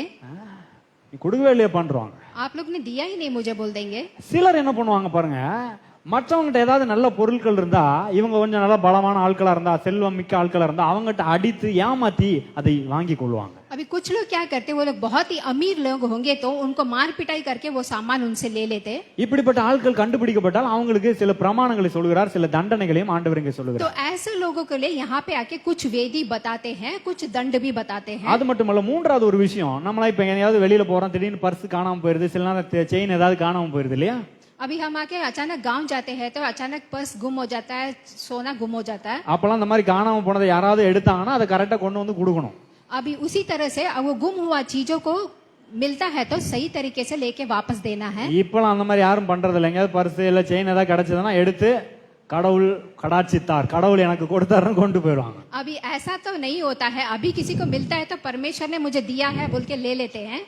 பரமேஸ்வரர் பரத்துல இருந்து போட்டுட்டாருன்னு எடுத்துட்டு போயிடுவாங்க. अब परमेश्वर ने मुझे आके स्वर्ग से दिया है बोल के ले लेते हैं. ஆனா அந்த காலத்துல அப்படி பண்ண முடியாது பாருங்க. लेकिन उस जमाने में ऐसे नहीं कर सकते थे. அந்த ஊர்ல யார் வர்றாங்க யார் போறாங்க எல்லாம் தெரியும், அதனால யார் எடுத்துட்டு போறாங்கன்னு கண்டுபிடிச்சிருவாங்க. तो उस जमाने में आके कौन आता है कौन जाता है करके पता होता है तो कोई लेगा भी तो पता चल जाएगा. அப்ப அந்த மாதிரி இந்த மாதிரி ஏமாத்தி தப்பு பண்ணின ஆட்களுக்கு சில பிரமாணங்களை தண்டனைகளை கர்த்தர் சொல்லுகிறார். அடுத்த 3 வசனங்கள்ல அதை வாசிக்கிறோம். तो हमने आके चैप्टर 4:3 वर्स में हमने देखा था, 1, 2, 3 में देखा था कि कैसा दंड मिलता है वैसे कामों के लिए. அதுல என்ன சொல்லப்படுகிறது, இந்த மாதிரி ஏமாத்தினவங்க அந்த இழந்து போன மக்களுக்கு என்ன செய்யணுமா, அந்த இழந்து போனதையும் திரும்ப கொடுக்கணும், அதோடு கூட 5ல் 1 பங்கு கூடவும் கொடுக்கணும். तो यहाँ पे आके हम देखते हैं जो उन्होंने खो दिया था उसे भी देना है और 5 में 1 भी रिटर्न करना है. உதாரணத்துக்கு நீங்க இப்போ 1 லட்ச ரூபாய் இழந்துட்டீங்கன்னு வச்சுக்குவோம். अब उदाहरण के लिए आपने 1 लाख रुपया गुम गया. உங்ககிட்ட ஏமாத்தினவங்க 1 லட்ச ரூபாய் மட்டும் கொடுக்க கூடாது, 1 லட்ச ரூபாய் கூட 20,000 சேர்த்து 1,20,000 கொடுக்கணும். अभी जो लोग आके आपको आके फूल किया था उनको आके आपको 1,20,000 करके देना है.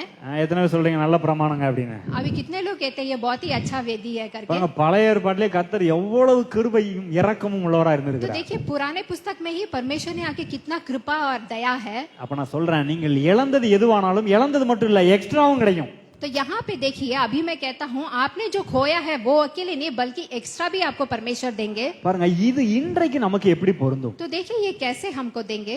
ஒருவேளை நீங்க இழந்து போன ஒரு நிலையில இருக்கலாம், अभी यहाँ पे मे भी आपने एक खोए हुए स्थिति में होंगे.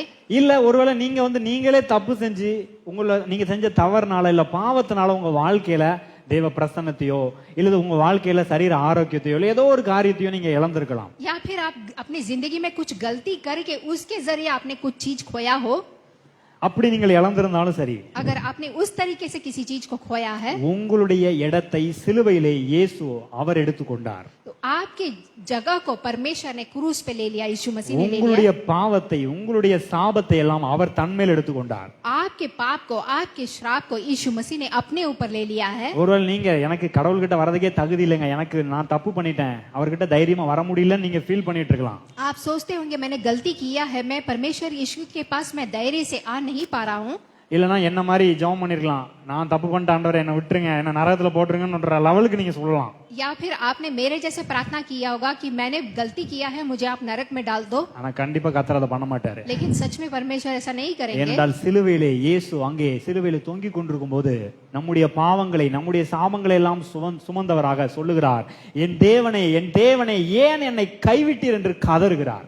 क्योंकि यीशु मसीह ने आपके सारे पापों को, सारे श्राप को क्रूस पे ले लिया है। கதறார் பாருங்க, என் தேவனே ஏன் என்னை கைவிட்டீர் என்று கதறுகிறார். तो आपने देखा होगा यीशु मसीह क्रूस पे आके रोते हैं कि मेरे पिता परमेश्वर क्यों आपने मुझे हाथ छोड़ा। நான் சொல்லுகிறேன், அவர் கதறினதனால, அவரை எங்க பிதா சிலுவையிலே கைவிட்டதனால உங்களை ஒருபோதும் கைவிட மாட்டார். परमेश्वर यीशु मसीह आके क्रूस पे आके रो रहे, मुश्किल उठाए, आपको कभी हाथ नहीं छोड़ेगा। உலகத்தின் முடிவு பரியந்தம் சகல நாட்களிலும் ஒவ்வொரு நாளும் உங்க கையை பிடிச்சு கூடயே இருப்பார். दुनिया के अंतिम समय तक परमेश्वर आपके हाथ को पकड़कर आपके साथ रहेगा।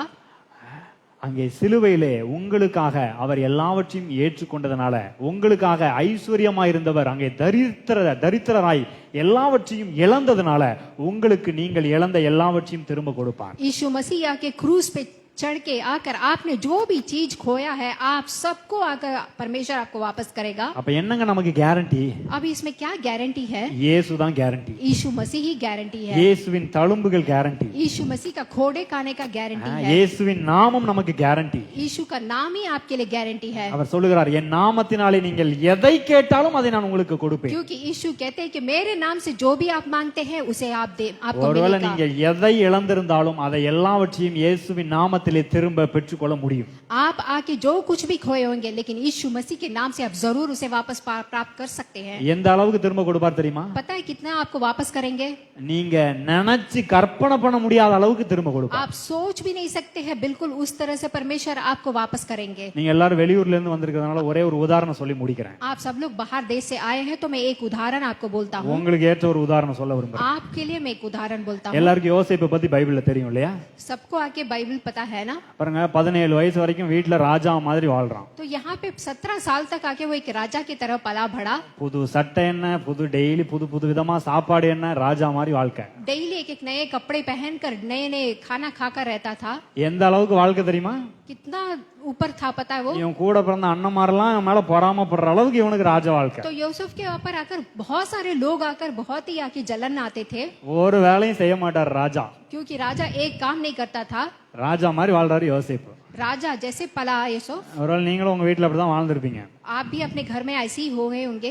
எனக்கு நிறைய பொண்ணுங்களை தெரியும் பாருங்க, வீட்டுல எந்த வேலையும் செய்ய மாட்டாங்க. मुझे पता है बहुत सारी लड़कियां घर में कोई काम ही नहीं करती है। தட்டை கூட எடுத்து வைக்க மாட்டாங்க. अपना खाए हुए प्लेट को भी उठा के नहीं ஒருவேளை रखती। அப்படிலாம் நீங்க வாழ்ந்திருக்கலாம். आप में भी आप अपने घर में ऐसे हुए होंगे। பசங்களும் அப்படி இருக்கிறாங்க வீட்டுல. क्योंकि लड़के भी ऐसे होते हैं। ரெண்டு பேரும் அப்படிதான். दोनों ऐसे ही होते हैं। ஒருத்தரை மட்டும் சொல்ல முடியாது இல்லையா? किसी एक को नहीं बोल सकते ना। அப்படி ஒருவேளை நீங்க வாழ்ந்துட்டு இங்க வந்து கஷ்டப்பட்டுட்டு இருக்கலாம். आप अपने घर पे ऐसे पले बड़े होंगे, लेकिन यहाँ मुश्किल उठा रहे होंगे। பாருங்க, ஆனா உங்களை விட யோசேப்பு வந்து வேலைக்கெல்லாம் இன்னொரு நாட்டுக்கு வேலைக்கெல்லாம் போகல. यूसुफ आकर आपके जैसे दूसरे जगह पे काम को नहीं किया, அடிமையாக விற்கப்படுகிறான் யோசேப்பு. लेकिन एक गुलाम बन के रहने गया। வீட்டுல ஒரு வேலையும் செய்யாதவன் இப்ப போய் அடிமையாக வேலை பார்க்கிறான். घर में वो एक काम नहीं करता था, लेकिन गुलाम बन के एक देश पे गया। சாப்பாடு இவன் நினைச்சதெல்லாம் சாப்பிட முடியாது, அங்க மணி அடிக்கிற நேரத்துல கொடுக்கறத சாப்பிடலாம். जब चाहे तब नहीं खा सकते, जब घंटी बजता है तभी खा सकते हैं। ஒருவேளை நீங்களும் அப்படி ஃபீல் பண்ணலாம், நினைச்சதெல்லாம் சாப்பிட முடியலங்க, எங்க அம்மா கையால சாப்பிட முடியல, அப்பா கொஞ்சம் முடியல, அப்பாவை பார்க்க முடியல அப்படின்னு நீங்க யோசிச்சு கவலைப்பட்டு இருக்கலாம். आप लोग सोचते होंगे, चिंता करते होंगे, घर का माँ का खाना खा नहीं पा रहे करके। அம்மா சாப்பாட்டுக்காக ஏங்கிட்டு இருக்கலாம். आप लोग माँ के खाना को लिए तरसते होंगे ना। பாருங்க, அந்த மாதிரி தான் யோசேப்பு ரொம்ப கஷ்டப்பட்டுட்டு இருந்தான். बिल्कुल उसी तरफ यूसुफ भी बहुत मुश्किल उठाता था। நினைச்சதை எதையும் செய்ய முடியல. कुछ भी नहीं कर सकता था।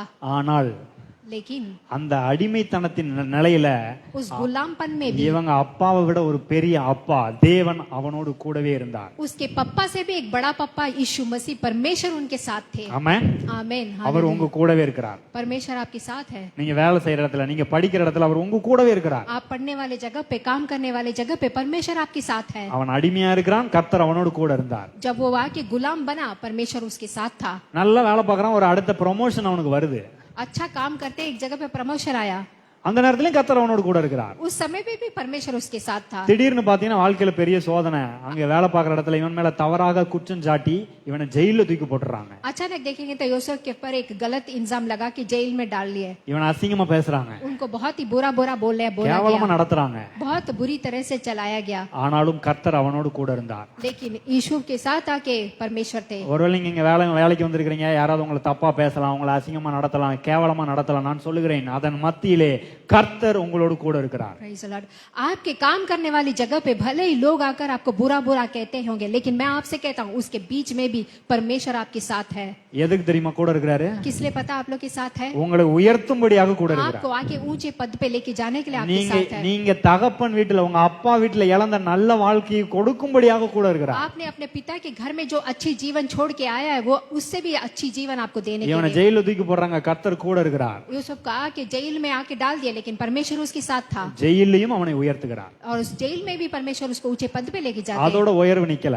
और उसके बाद नहीं छोड़ते हैं. அடுத்த உயர்வு பார்வோன் இடத்துக்கு செல்லப்பட்டு பார்வோன் ராஜாவுக்கு அடுத்த ஸ்தானத்தில் பிரதம மந்திரியாக तो உயர்த்தப்படுகிறார். उसको यूसुफ को आके प्रधानमंत्री बनाया गया. எந்த அளவுக்கு தேவன் கூட இருந்து உயர்த்துறாரு பாருங்க. तो देखिए कितनी दूर तक आके परमेश्वर आकर यूसुफ के साथ थे. கடைசில என்ன தெரியுமா நடக்குது அவன் வாழ்க்கையில? आखिरी में क्या होता है पता है? அவன் தன்னுடைய முதல் மகனை பெற்ற போது சொல்லுகிறான், तो वो जब पहली बीबी को बोलता है, கர்த்தர் என்னுடைய எல்லா துக்கங்களையும் எல்லா கஷ்டங்களையும் மறக்க பண்ணினார். परमेश्वर ने आके मेरे सारे दुख को, सारे कष्ट को भूलने के लिए मदद की. எல்லாவற்றையும் மறக்க பண்ணினார் सारे चीज को वो भूलने के लिए என்று मदद की. சொல்லி அவன் பையனுக்கு மனாசே என்று பெயரிடுகிறான். वैसे आके वो बोलते हैं. நான் சொல்றேன், நீங்க இங்க வந்து எந்த நிலையில கஷ்டப்பட்டு இருந்தாலும் உங்கள் துக்கங்களை எல்லாம் மறக்கிற அளவுக்கு உங்களை தேவன் உயர்த்துவார். आमीन. यहाँ आप आके यहाँ पे आके कितने भी मुश्किल उठाते होंगे, लेकिन आपके दुख को सबको भूलने की तरह परमेश्वर आकर आपको ऊंचाई जगह पे लेके ஆனா जाएंगे. அதோடய விடல அவரை. तो परमेश्वर आपको आशीष करेगा. அதுக்கப்புறம் அவங்க குடும்பமே அவங்க கூட வந்து ராஜ வாழ்க்கை வாழ்கிறது. और आके उनके सारे परिवार आके यूसुफ के साथ राजा का जीवन जीते அப்ப हैं. கர்த்தர் உங்க கூட இன்னைக்கு இருக்கிறதுனால तो परमेश्वर आपके साथ रहने की वजह से நீங்கள் இழந்து போனதையெல்லாம் திரும்ப பெற போகிறீர்கள். आप जो भी खोए हैं वो सब कुछ आपको मिलेगा. உங்க குடும்பத்தை எல்லாம், நீங்க இழந்த ராஜ வாழ்க்கையை மட்டும் இல்ல, உங்கள் குடும்பம் உங்களோடு கூட சேர்ந்து ராஜ வாழ்க்கை வாழும்படி தேவன் உங்களை உயர்த்துவார். केवल आप नहीं बल्कि आपके परिवार भी राजा का जीवन जीने के लिए परमेश्वर मदद करेंगे. எத்தனை பேர் சொல்றீங்க தேவன் நல்லா உயர்த்துறாருன்னு? कितने लोग आके विश्वास करते हैं? பாருங்க, யோசேப்பின் தேவன் நம்முடைய தேவனாகவும் இருக்கிறார். देखिए यूसुफ के परमेश्वर हमारे परमेश्वर है. அதே தேவன் நமக்குள்ளாக இப்பொழுது வாசம் பண்ணி और கொண்டிருக்கிறார். वही परमेश्वर हमारे अंदर वास करते हैं. உங்களுக்காக இயேசு இன்றைக்கும் பிதாவின் வலது பார்சத்திலே பரிந்து பேசிக் கொண்டிருக்கிறார். और आज भी परमेश्वर के पास आकर यीशु मसीह आपके लिए आके बात करते रहते அது हैं. நமக்கு ஒரு மிகப்பெரிய கேரண்டியா இருக்கு. और वो आके हमारे लिए बहुत बड़ी गारंटी है. இந்த கேரண்டிக்கு முடிவே கிடையாது. और इस गारंटी के लिए कोई खत्म नहीं है. எத்தனை வருஷங்க கேரண்டின்னு கேட்டீங்கன்னா முடிவே இல்லாத கேரண்டி. अगर आप मुझसे पूछेंगे ये कितना साल का गारंटी है, तो इसका कोई अंत नहीं है. ஏனென்றால் முடிவில்லாத நித்தியமான தேவன் நித்திய உடன்படிக்கையின்படி இந்த கேரண்டி கொடுத்திருக்கிறார். क्योंकि परमेश्वर आके नित्य तक ये गारंटी हमको दिया. ஆகவே நீங்கள் இழந்து போனதெல்லாம் பெற்றுக்கொள்வது நிச்சயம். इसीलिए आपने जो भी खोया है वो सब आपको दोबारा मिलना एकदम पक्का है. நம்புறீங்களா? क्या विश्वास करते हैं? விசுவாசிக்கிறீங்களா? विश्वास करते हैं? நீங்கள் எல்லாவற்றையும் பெற்றுக்கொள்வீர்கள். आप लोग सब कुछ मिलेगा आप लोग को. ஆமென். आमीन. கர்த்தர் உங்களை ஆசீர்வதிப்பார். परमेश्वर आपको आशीष करेगा.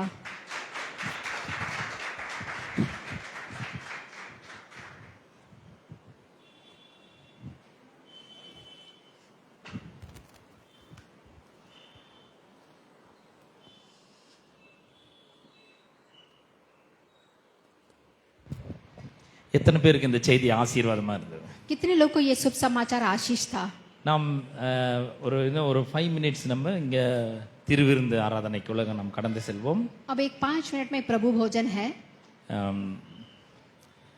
103ஆம் சங்கீதம் 103 8ஆம் வசனத்திலிருந்து வாசிக்கிறேன். 8ஆம் வசனத்திலிருந்து வாசிக்கிறேன். वर्स 8 से पढ़ूंगी. கர்த்தர் உருக்கமும் இரக்கமும் நீடிய சாந்தமும் மிகுந்த கிருபையும் உள்ளவர். அவர் எப்பொழுதும் கடிந்து கொள்ளார், என்றைக்கும் கோபம் கொண்டிரார். அவர் நம்முடைய பாவங்களுக்கு தக்கதாக நமக்கு செய்யாமலும் நம்முடைய அக்கிரமங்களுக்கு தக்கதாக நமக்கு சரி கட்டாமலும் இருக்கிறார். तो यहाँ पे हम 8वें वचन से देखते हैं यहोवा कितना दयालु और अनुग्रहकारी है. பூமிக்கு வானம் எவ்வளவு உயரமாய் இருக்கிறதோ அவருக்கு பயப்படுகிறவர்கள் மேல் அவருடைய கிருபையும் அவ்வளவு பெரிதாய் இருக்கிறது. तो परमेश्वर जैसा आकाश पृथ्वी ऊपर ऊंचा है वैसा ही उसकी करुणा और उसके डरावे लोगों के ऊपर है. மேற்குக்கும் கிழக்குக்கும் எவ்வளவு தூரமோ அவ்வளவு தூரமாய் அவர் நம்முடைய பாவங்களை நம்மை விட்டு விலக்கினார். तो यहाँ पे आके उदयचल से अस्ताचल तक जितनी दूर है उससे हमारे अपराधों को हमसे दूर किया है. தகப்பன் தன் பிள்ளைகளுக்கு இறங்குறது போல கர்த்தர் தமக்கு பயந்தவர்களுக்கு இறங்குகிறார். तो जैसे पिता अपने बाप पर दया करता है वैसा ही यहोवा अपने डरावे पर दया करता है. நம்முடைய உருவம் இன்னதென்று அவர் அறிவார், நாம் மண் என்று நினைவு கூறுகிறார். क्योंकि वह हमारी सृष्टि को जानता है और उनको स्मरण रखता है. பிரியமானவர்களே, நம்ம பரிசுத்த திருவிருந்தை அனுசரிக்கும்படியாக நாம் வந்திருக்கிறோம். मेरे प्यारे भाइयों बहनों, अभी हम आके पवित्र प्रभु भोजन में भाग लेने वाले हैं. ஆண்டவராக இயேசு கிறிஸ்துவை தங்களுடைய வாழ்க்கையின் ஆண்டவராக ரட்சகராக ஏற்றுக்கொண்டு விசுவாசிக்கிற அனைவரும் இதில் பங்கு கொள்ளலாம். तो यहाँ पे आके जो यीशु मसीह को अपना रक्षक उद्धार करता मानता है वो सब लोग इसमें भाग ले सकते हैं. ஆனால் பல நேரங்களிலே நாம் என்ன யோசிக்கிறோம்னா, I'm not worthy at all to take or to participate in this communion. लेकिन कई समय पे हम लोग सोचते हैं कि मैं इस कम्युनियन में भाग लेने के लिए सही नहीं हूँ. I will go now, I won't take the communion now, I will go now and I will make myself perfect and come back and I will participate in the communion after some time. बहुत सारे लोग सोचते हैं कि मैं अभी जाऊंगा, अपने आप को पवित्र करूंगा, फिर बाद में मैं आके कम्युनियन लूंगा. People always think like that. और बहुत सारे लोग ऐसा ही सोचते हैं. I'm telling you, you will not make yourself perfect. मैं कहता हूँ आप लोग आके अपने आप को एक अच्छा इंसान नहीं बना सकते. There is only one thing in this whole world that makes you perfect. यहाँ पे इस दुनिया में सिर्फ एक ही है जो आपको आके उत्तम बना सकता है. That is the precious blood of Jesus वो Christ. है पवित्र लहू यीशु मसीह का. சங்கீதம் 103 அவர் சொல்லுகிறார், 8 கர்த்தர் உருக்கமும் இரக்கமும் நீடிய சாந்தமும் மிகுந்த கிருபையும் உள்ளவர். यहाँ पे आके हम भजन संहिता 103 8वीं वचन में देखते यहोवा दयालु और अनुग्रहकारी है. அவர் எப்பொழுதும் கடிந்து கொள்ளார், என்றைக்கும் கோபம் கொண்டிரார். और वो विलंब से कोप करने वाले और अति करुणामय है. அநேகர் என்ன பண்றாங்க, கடவுள் நம்ம மேல கோபமா இருக்கிறார், तो हम कई समय में सोचते हैं कि परमेश्वर हमारे पर गुस्सा है, அவர் நம்மள தண்டிக்கிறார், वो हमें आके दंड देता है. அப்படி நினைக்கிறாங்க. हम ऐसे सोचते हैं, Not at all. लेकिन ऐसा नहीं है. ஒருபோதும் அவர் நம்மள தண்டிக்கிறது वो கிடையாது. कभी भी हमें आके दंड नहीं देते हैं. அவர் தம்முடைய குமாரன் மேல எல்லா தண்டனையும் வைத்தார். क्योंकि परमेश्वर ने अपना सारा दंड आके अपने बेटे को दे दिया உங்களையும் என்னையும் விடுதலையாக்கி और இருக்கிறார். हम लोग को छुड़ाया है. 10 சொல்லுது, அவர் நம்முடைய பாவங்களுக்கு தக்கதாக நமக்கு சரி கட்டாமலும் நம்முடைய அக்கிரமங்களுக்கு தக்கதாக அவர் செய்யாமலும் இருக்கிறார். तो यहाँ पे 10वीं वचन में देखते हैं कि वो हमारे पापों के अनुसार हमसे विचार नहीं किया. நம்முடைய பாவங்களுக்கு தக்கதாக நமக்கு செய்யணும்னா நமக்கு மரண தண்டனை கொடுத்துரும். तो हमारे पापों के अनुसार अगर हमको आके व्यवहार करना है तो मौत की सजा ही हमको देना है. ரோமர் 6:23 சொல்கிறது, பாவத்தின் சம்பளம் மரணம். तो रोमियो की किताब आके चैप्टर 6 आके और वर्स 23 में देखते हैं कि पाप का दंड आके मौत ही है. பாவத்துக்கு தக்கதாக அவர் நமக்கு செய்யறது இல்ல. तो हम आके पाप के जरिए आके नहीं देते हैं. நம்முடைய அக்கிரமங்களுக்கு தக்கதாக அவர் சரி கட்டுகிறது இல்லை. तो हमारे जो भी हमारे पाप के अनुसार नहीं करते हैं. அப்ப நம்முடைய வாழ்க்கையில நம்ம மேல இருந்த பாவத்தெல்லாம் அவர் என்ன பண்ணாரு? तो हमारी जिंदगी में हमारे ऊपर जो पाप था वो क्या किया? பூமிக்கு வானம் எவ்வளவு உயரமா இருக்கிறதோ அவ்வளவு உயரமாய் என்னோட பாவங்களை என்னை விட்டு அகற்றினார். तो इस धरती से आकाश कितना दूर है उतना दूर मेरे पापों को फेंक दिया. அவருக்கு பயப்படுகிறவர்கள் மேல் அவருடைய கிருபை அவ்வளவு பெரிதா இருக்கிறது. और जो परमेश्वर से डरते हैं उनका कृपा हमेशा बना रहता है. மேற்குக்கும் கிழக்குக்கும் எவ்வளவு தூரமோ அவ்வளவு தூரமாய் அவர் நம்முடைய பாவங்களை நம்மை விட்டு விலக்கினார். तो उदयचल और अस्ताचल जितना दूर है उससे हमारे अपराधों को हमसे दूर किया है. இதுதான் நற்செய்தி. और यही है एक शुभ समाचार. God has removed our sins. तो परमेश्वर ने हमारे सारे पापों को हमसे निकाल दिया है. அவர் அதை நோக்கி பார்க்கறதே கிடையாது. तो परमेश्वर उस पापों को देखता नहीं है. அவர் சொல்றாரு, தகப்பன் தன் பிள்ளைகளுக்கு இறங்குறது போல கர்த்தர் தமக்கு பயந்தவர்களுக்கு இறங்க. तो यहाँ पे बोलते हैं कि जैसे पिता अपने बालकों पर दया करता है, वैसे ही यहोवा अपने डरावे के ऊपर दया करता है. Bible says his mercy endures forever. तो यहाँ पे आके वचन कहता है कि ये दया हमेशा हमेशा के लिए है. ஆகவே நீங்கள் தைரியமாக இந்த பந்தியிலே வந்து பங்கு கொள்ள வேண்டும் என்று உங்களை அன்போடு கூட அழைக்கிறேன். तो इसीलिए आप है कि धैर्य से इस प्रभु भोजन में भाग ले सकते हैं करके मैं बोलता हूँ. ஒருவேளை நீங்க இந்த பந்தியில பங்கு பெறதுக்கு நான் தகுதி கிடையாதுன்னு நீங்க நினைச்சீங்கன்னா, अगर आप चाहते हैं कि इस समय इस प्रभु भोजन में भाग लेने के लिए मैं आके सही नहीं हूँ, அங்கங்க கொஞ்சம் தவறுகளை நான் செஞ்சிருக்கேன், मैंने कुछ आके गलतियां किया है நான் இந்த பந்தியில பங்கு கொள்ள மாட்டேன் और मैं इस प्रभु भोजन में भाग नहीं लूंगा, அப்படி நீங்க நினைச்சீங்கன்னா, अगर आप वैसे सोचते हैं, இந்த பரிசுத்த பந்தி ரொம்ப ரொம்ப முக்கியமான ஒன்றா இருக்கிறது. உங்களையும் தேவனையும் மறுபடியும் இணைக்கிறது. क्योंकि ये आके प्रभु भोजन बहुत ही मुख्य है आपको और परमेश्वर को मिलने के लिए. 1 யோவான் 1ஆம் அதிகாரம் 9ஆம் வசனம் சொல்கிறது. तो यहाँ पे पहला यूहन्ना चैप्टर 1 वर्स 9. நாம் நம்முடைய பாவங்களை அறிக்கையிட்டால் பாவங்களை நமக்கு மன்னித்து எல்லா அநியாயத்தையும் நீக்கி நம்மை சுத்திகரிப்பதற்கு அவர் உண்மையும் நீதியும் உள்ளவராய் இருக்கிறார். तो यहाँ पे हम देखते हैं कि परमेश्वर हमारे सारे पापों को दूर करने का सच्चा परमेश्वर है. அவர் பாவங்களை நமக்கு மன்னிக்கிறவரா இருக்கிறார். तो वो परमेश्वर आकर हमारे पापों को आके माफ करने वाले हैं. When we confess our sins to him, और जब हम अपने पापों को आके परमेश्वर के सामने रखते हैं, he is ready to forgive that sin. और परमेश्वर तैयार है कि वो हमारे पापों को आकर माफ करें. And he is very faithful and just और वो आके बहुत ही सच्चा है to sanctify us. हम लोग को आके साफ करने में. அதாவது இதனுடைய அர்த்தம் என்னன்னா, அவர் இந்த பாவங்களை நீக்கி நம்மை சுத்திகரிக்கலனா அவர் உண்மையும் நீதி உள்ளவராகவே இருக்க முடியாது. तो आके अगर हमारे पापों को शुद्ध नहीं करते हैं तो ऐसा नहीं रह सकता है. But he is very faithful and just to forgive our sins. लेकिन यीशु मसीह आके हमारे पापों को आके माफ कर देते हैं. அவர் உங்கள் பாவங்களை உங்களை விட்டு அகற்றி இருக்கிறார். वो आपके पापों को आपसे दूर कर दिए हैं. தண்டனையை உங்களுக்கு கொடுக்காம இயேசுவுக்கு கொடுத்திருக்கார். और दंड आपको दिए बिना यीशु मसीह ने खुद पर ले लिया है. உங்களுக்கு அவர் இறங்குகிறார். और आपके लिए उतरे हैं. He showed his mercy towards you. और आपकी अपनी करुणा परमेश्वर ने आप लोग को दिखाया है. அவர் உங்க மேல உருக்கமாய் இருக்கிறார். आप लोग के ऊपर एकदम दयालु है परमेश्वर. உருக்கம் என்ற வார்த்தைக்கு எபிரேய மொழியில ராகாம் என்ற ஒரு வார்த்தை வருகிறது. तो यहाँ पे आके दयालु का दूसरा मतलब है. ராகம் என்ற வார்த்தைக்கு கர்ப்பப்பை womb என்ற அர்த்தம். तो रागव का मतलब होता है कि गर्भपई हमारे उसे आके एम्ब्रियो कहते हैं. கர்த்தர் உங்களை தம்முடைய கர்ப்பப்பையிலே சுமந்து உருக்கமாய் பாதுகாக்கிறார். तो परमेश्वर ने आके अपने गर्भ में उन्होंने लिया है. ஒரு கர்ப்பவதியை பார்க்கும் பொழுது, கர்ப்பத்துல பிள்ளை இருக்கும் பொழுது அந்த கர்ப்பவதி பல தியாகங்களை பண்ணுகிறார். तो जब एक माँ आके एक बच्चे को जन्म देती है तो बहुत सारी मुसीबतों का सामना करती है. அவங்களுக்கு ஆசையா இருந்தாலும் சில விஷயங்களை சாப்பிடாம இருக்காங்க. लेकिन उनको बहुत अच्छा चाहता है लेकिन कुछ चीज खाए बिना रहते हैं. அவருடைய வாழ்க்கையில பெரிய ஒரு மாற்றம் ஏற்படுகிறது. और उनके जीवन में एक बहुत ही बड़ा बदलाव होता है. எல்லாமே வயிற்றில் இருக்கிற பிள்ளையினுடைய நலனுக்காக செய்ய ஆரம்பிக்கிறார்கள். तो सब कुछ आके अपने पेट में जो बच्चा है उसके लिए करती है. கர்த்தர் அதுபோல உங்களை சுமக்கிறார் தம்முடைய கர்ப்பத்திலே. परमेश्वर बिल्कुल उसी तरह अपने गर्भ में आके आप लोग को आके रखे हैं.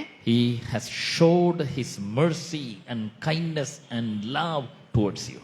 यीशु मसीह ने आकर अपनी दया और कृपा दयालु आपको दिखाया है. ஆகவே உங்களை தைரியமாக இந்த பந்தியிலே பங்கு கொள்ளும்படியாக உங்களை அழைக்கிறேன். इसीलिए आप एकदम धैर्य से आके इस प्रभु भोजन में शामिल हो सकते हैं. முதலாவது நாம ஜெபிக்க போகிறோம். अभी हम आकर प्रार्थना करने वाले हैं. அதற்கு பிற்பாடு உங்களுக்கு திருவிருந்து பரிமாறப்படும். फिर आके प्रभु भोजन आपको दिया जाएगा. எல்லாரும் வாங்கி அதை கையில வச்சுக்கோங்க. सब लोग लेकर अपने हाथ पे रख लीजिए. அதற்கு பிற்பாடு நாம் அனைவரும் ஒன்றாக எழுந்து நின்று சேர்ந்து இதை அனுசரிக்க போகிறோம். उसके बाद आकर हम सब लोग एक साथ मिलकर खड़े होकर खाने वाले हैं. முதலாவது நாம் ஜெபிப்போம். अभी हम प्रार्थना करेंगे. நாம் எல்லாரும் எழுந்து நிற்போம். सब लोग खड़े हो जाएंगे अपने स्थान पे. எங்கள் அன்பின் பிதாவே, உம்முடைய குமாரனாகிய இயேசுவின் நாமத்திலே உம்மண்டை நாங்கள் வருகிறோம். पिता परमेश्वर यीशु मसीह के नाम से हम आपके सम्मुख आते हैं. இந்த அற்புதமான நாளுக்காக உமக்கு ஸ்தோத்திரம். इस अद्भुत दिन के लिए आपका धन्यवाद करते हैं. திருவிருந்து ஆராதனைக்காக உமக்கு நன்றி इस செலுத்துகிறோம். प्रभु भोजन के लिए आपका धन्यवाद करते இந்த हैं। திருப்பந்தியை நாங்கள் ஆசீர்வதிக்கிறோம். इस प्रभु भोजन को हम आशीष करते எங்களை हैं। உம்முடைய பாதத்திலே அர்ப்பணிக்கிறோம். ये आकर हम आपकी चरणों में இதிலே समर्पण करते பங்கு हैं। பெறுவதற்கு நீர் எங்களை தகுதி உள்ளவர்கள் ஆக்கினதற்காக உமக்கு ஸ்தோத்திரம். इसमें भाग लेने के लिए आपने हमें तैयार किया है, उसके लिए हम धन्यवाद करते हैं। எங்களுக்காக சிந்தப்பட்ட உம்முடைய விலையேற பெற்ற ரத்தத்திற்காக உமக்கு ஸ்தோத்திரம். हम धन्यवाद करते हैं आपके बहाए हुए बहुमूल्य लहू के लिए। எங்களுக்காக பிற்கப்பட்ட உம்முடைய சரீரத்திற்காக உமக்கு ஸ்தோத்திரம். आपने हमारे लिए कोड़ा खाया, उसके लिए हम धन्यवाद करते हैं। இதிலே நாங்கள் பயபக்தியோடு கலந்து கொள்ள அதில் பங்கு பெற எங்களுக்கு உதவி செய்வீராக. इसमें आके हम डर कर भाग लेने के लिए आप हमें मदद இதன் करें மூலமாக வருகிற எல்லா ஆசீர்வாதங்களையும் நாங்கள் பெற்று அனுபவிக்க உதவி செய்வீராக. और इस प्रभु भोजन के जरिए आने वाले हर एक आशीष को हम प्राप्त करने के लिए मदद துதி करें। கன மகிமையெல்லாம் உமக்கே நாங்கள் செலுத்துகிறோம். सब कुछ यीशु मसीह के नाम से मांगते हैं। இயேசுவின் நாமத்தில் ஜெபிக்கிறோம். सुन और ग्रहण कर। ஆமென். ஆமென். வேகமா கொடுங்க.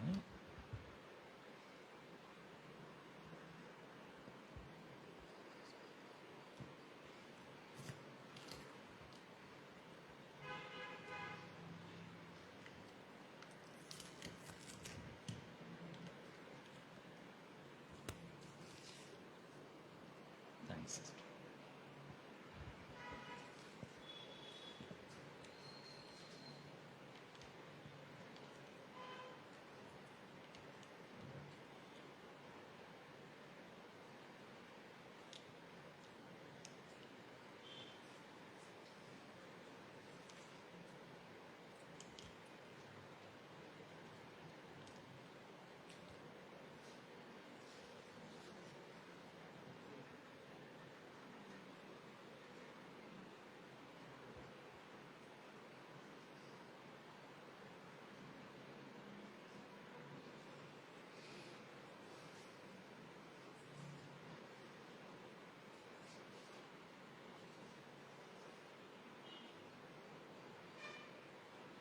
நான் ஒரு வேத பகுதி உங்களுக்காக வாசிக்கிறேன். एक वचन मैं पढ़ना चाहूंगा। நான் உங்களுக்கு ஒப்புவித்ததை கர்த்தரிடத்தில் பெற்றுக்கொண்டேன். जो मैंने आपको दिया है परमेश्वर से मैंने ले लिया है। என்னவெனில் கர்த்தராகிய இயேசு தாம் காட்டிக் கொடுக்கப்பட்ட அன்று ராத்திரியிலே அப்பத்தை எடுத்து ஸ்தோத்திரம் அதை பிட்டு ஸ்தோத்திரம் பண்ணி उस दिन आके परमेश्वर ने उस रात को अपम को लेके तोड़ के நீங்கள் இதை வாங்கி புசியுங்கள், இது உங்களுக்காக பிற்கப்படுகிற என்னுடைய சரீரமாய் இருக்கிறது. इसको लेके तुम खाओ, ये मेरा शरीर है। நாம் இந்த அப்பத்தை புசிப்போம். अभी हम आके इसको खाएंगे। அவர் அந்தபடியே பாத்திரத்தையும் எடுத்து फिर उस दिन आके परमेश्वर ने आके இந்த பாத்திரம் என் ரத்தத்தினால் ஆகிய புதிய உடன்படிக்கையாய் இருக்கிறது. इसमें जो है ये मेरा लहू के समान है। பாவம் மன்னிப்பு உண்டாகும்படி உங்களுக்காக சிந்தப்படுகிற என்னுடைய ரத்தமா இருக்கிறது. आपके पापों से आके छुड़ाने के लिए ये बहाया हुआ लहू है। இதை பானம் பண்ணும் போதெல்லாம் என்னை நினைவு கூறும்படி இதை செய்யுங்கள். जब जब आप इसे आके खाओगे आप मुझे याद करोगे। நாம் இந்த பாத்திரத்தில் பானம் பண்ணுவோம். अभी हम पिएंगे।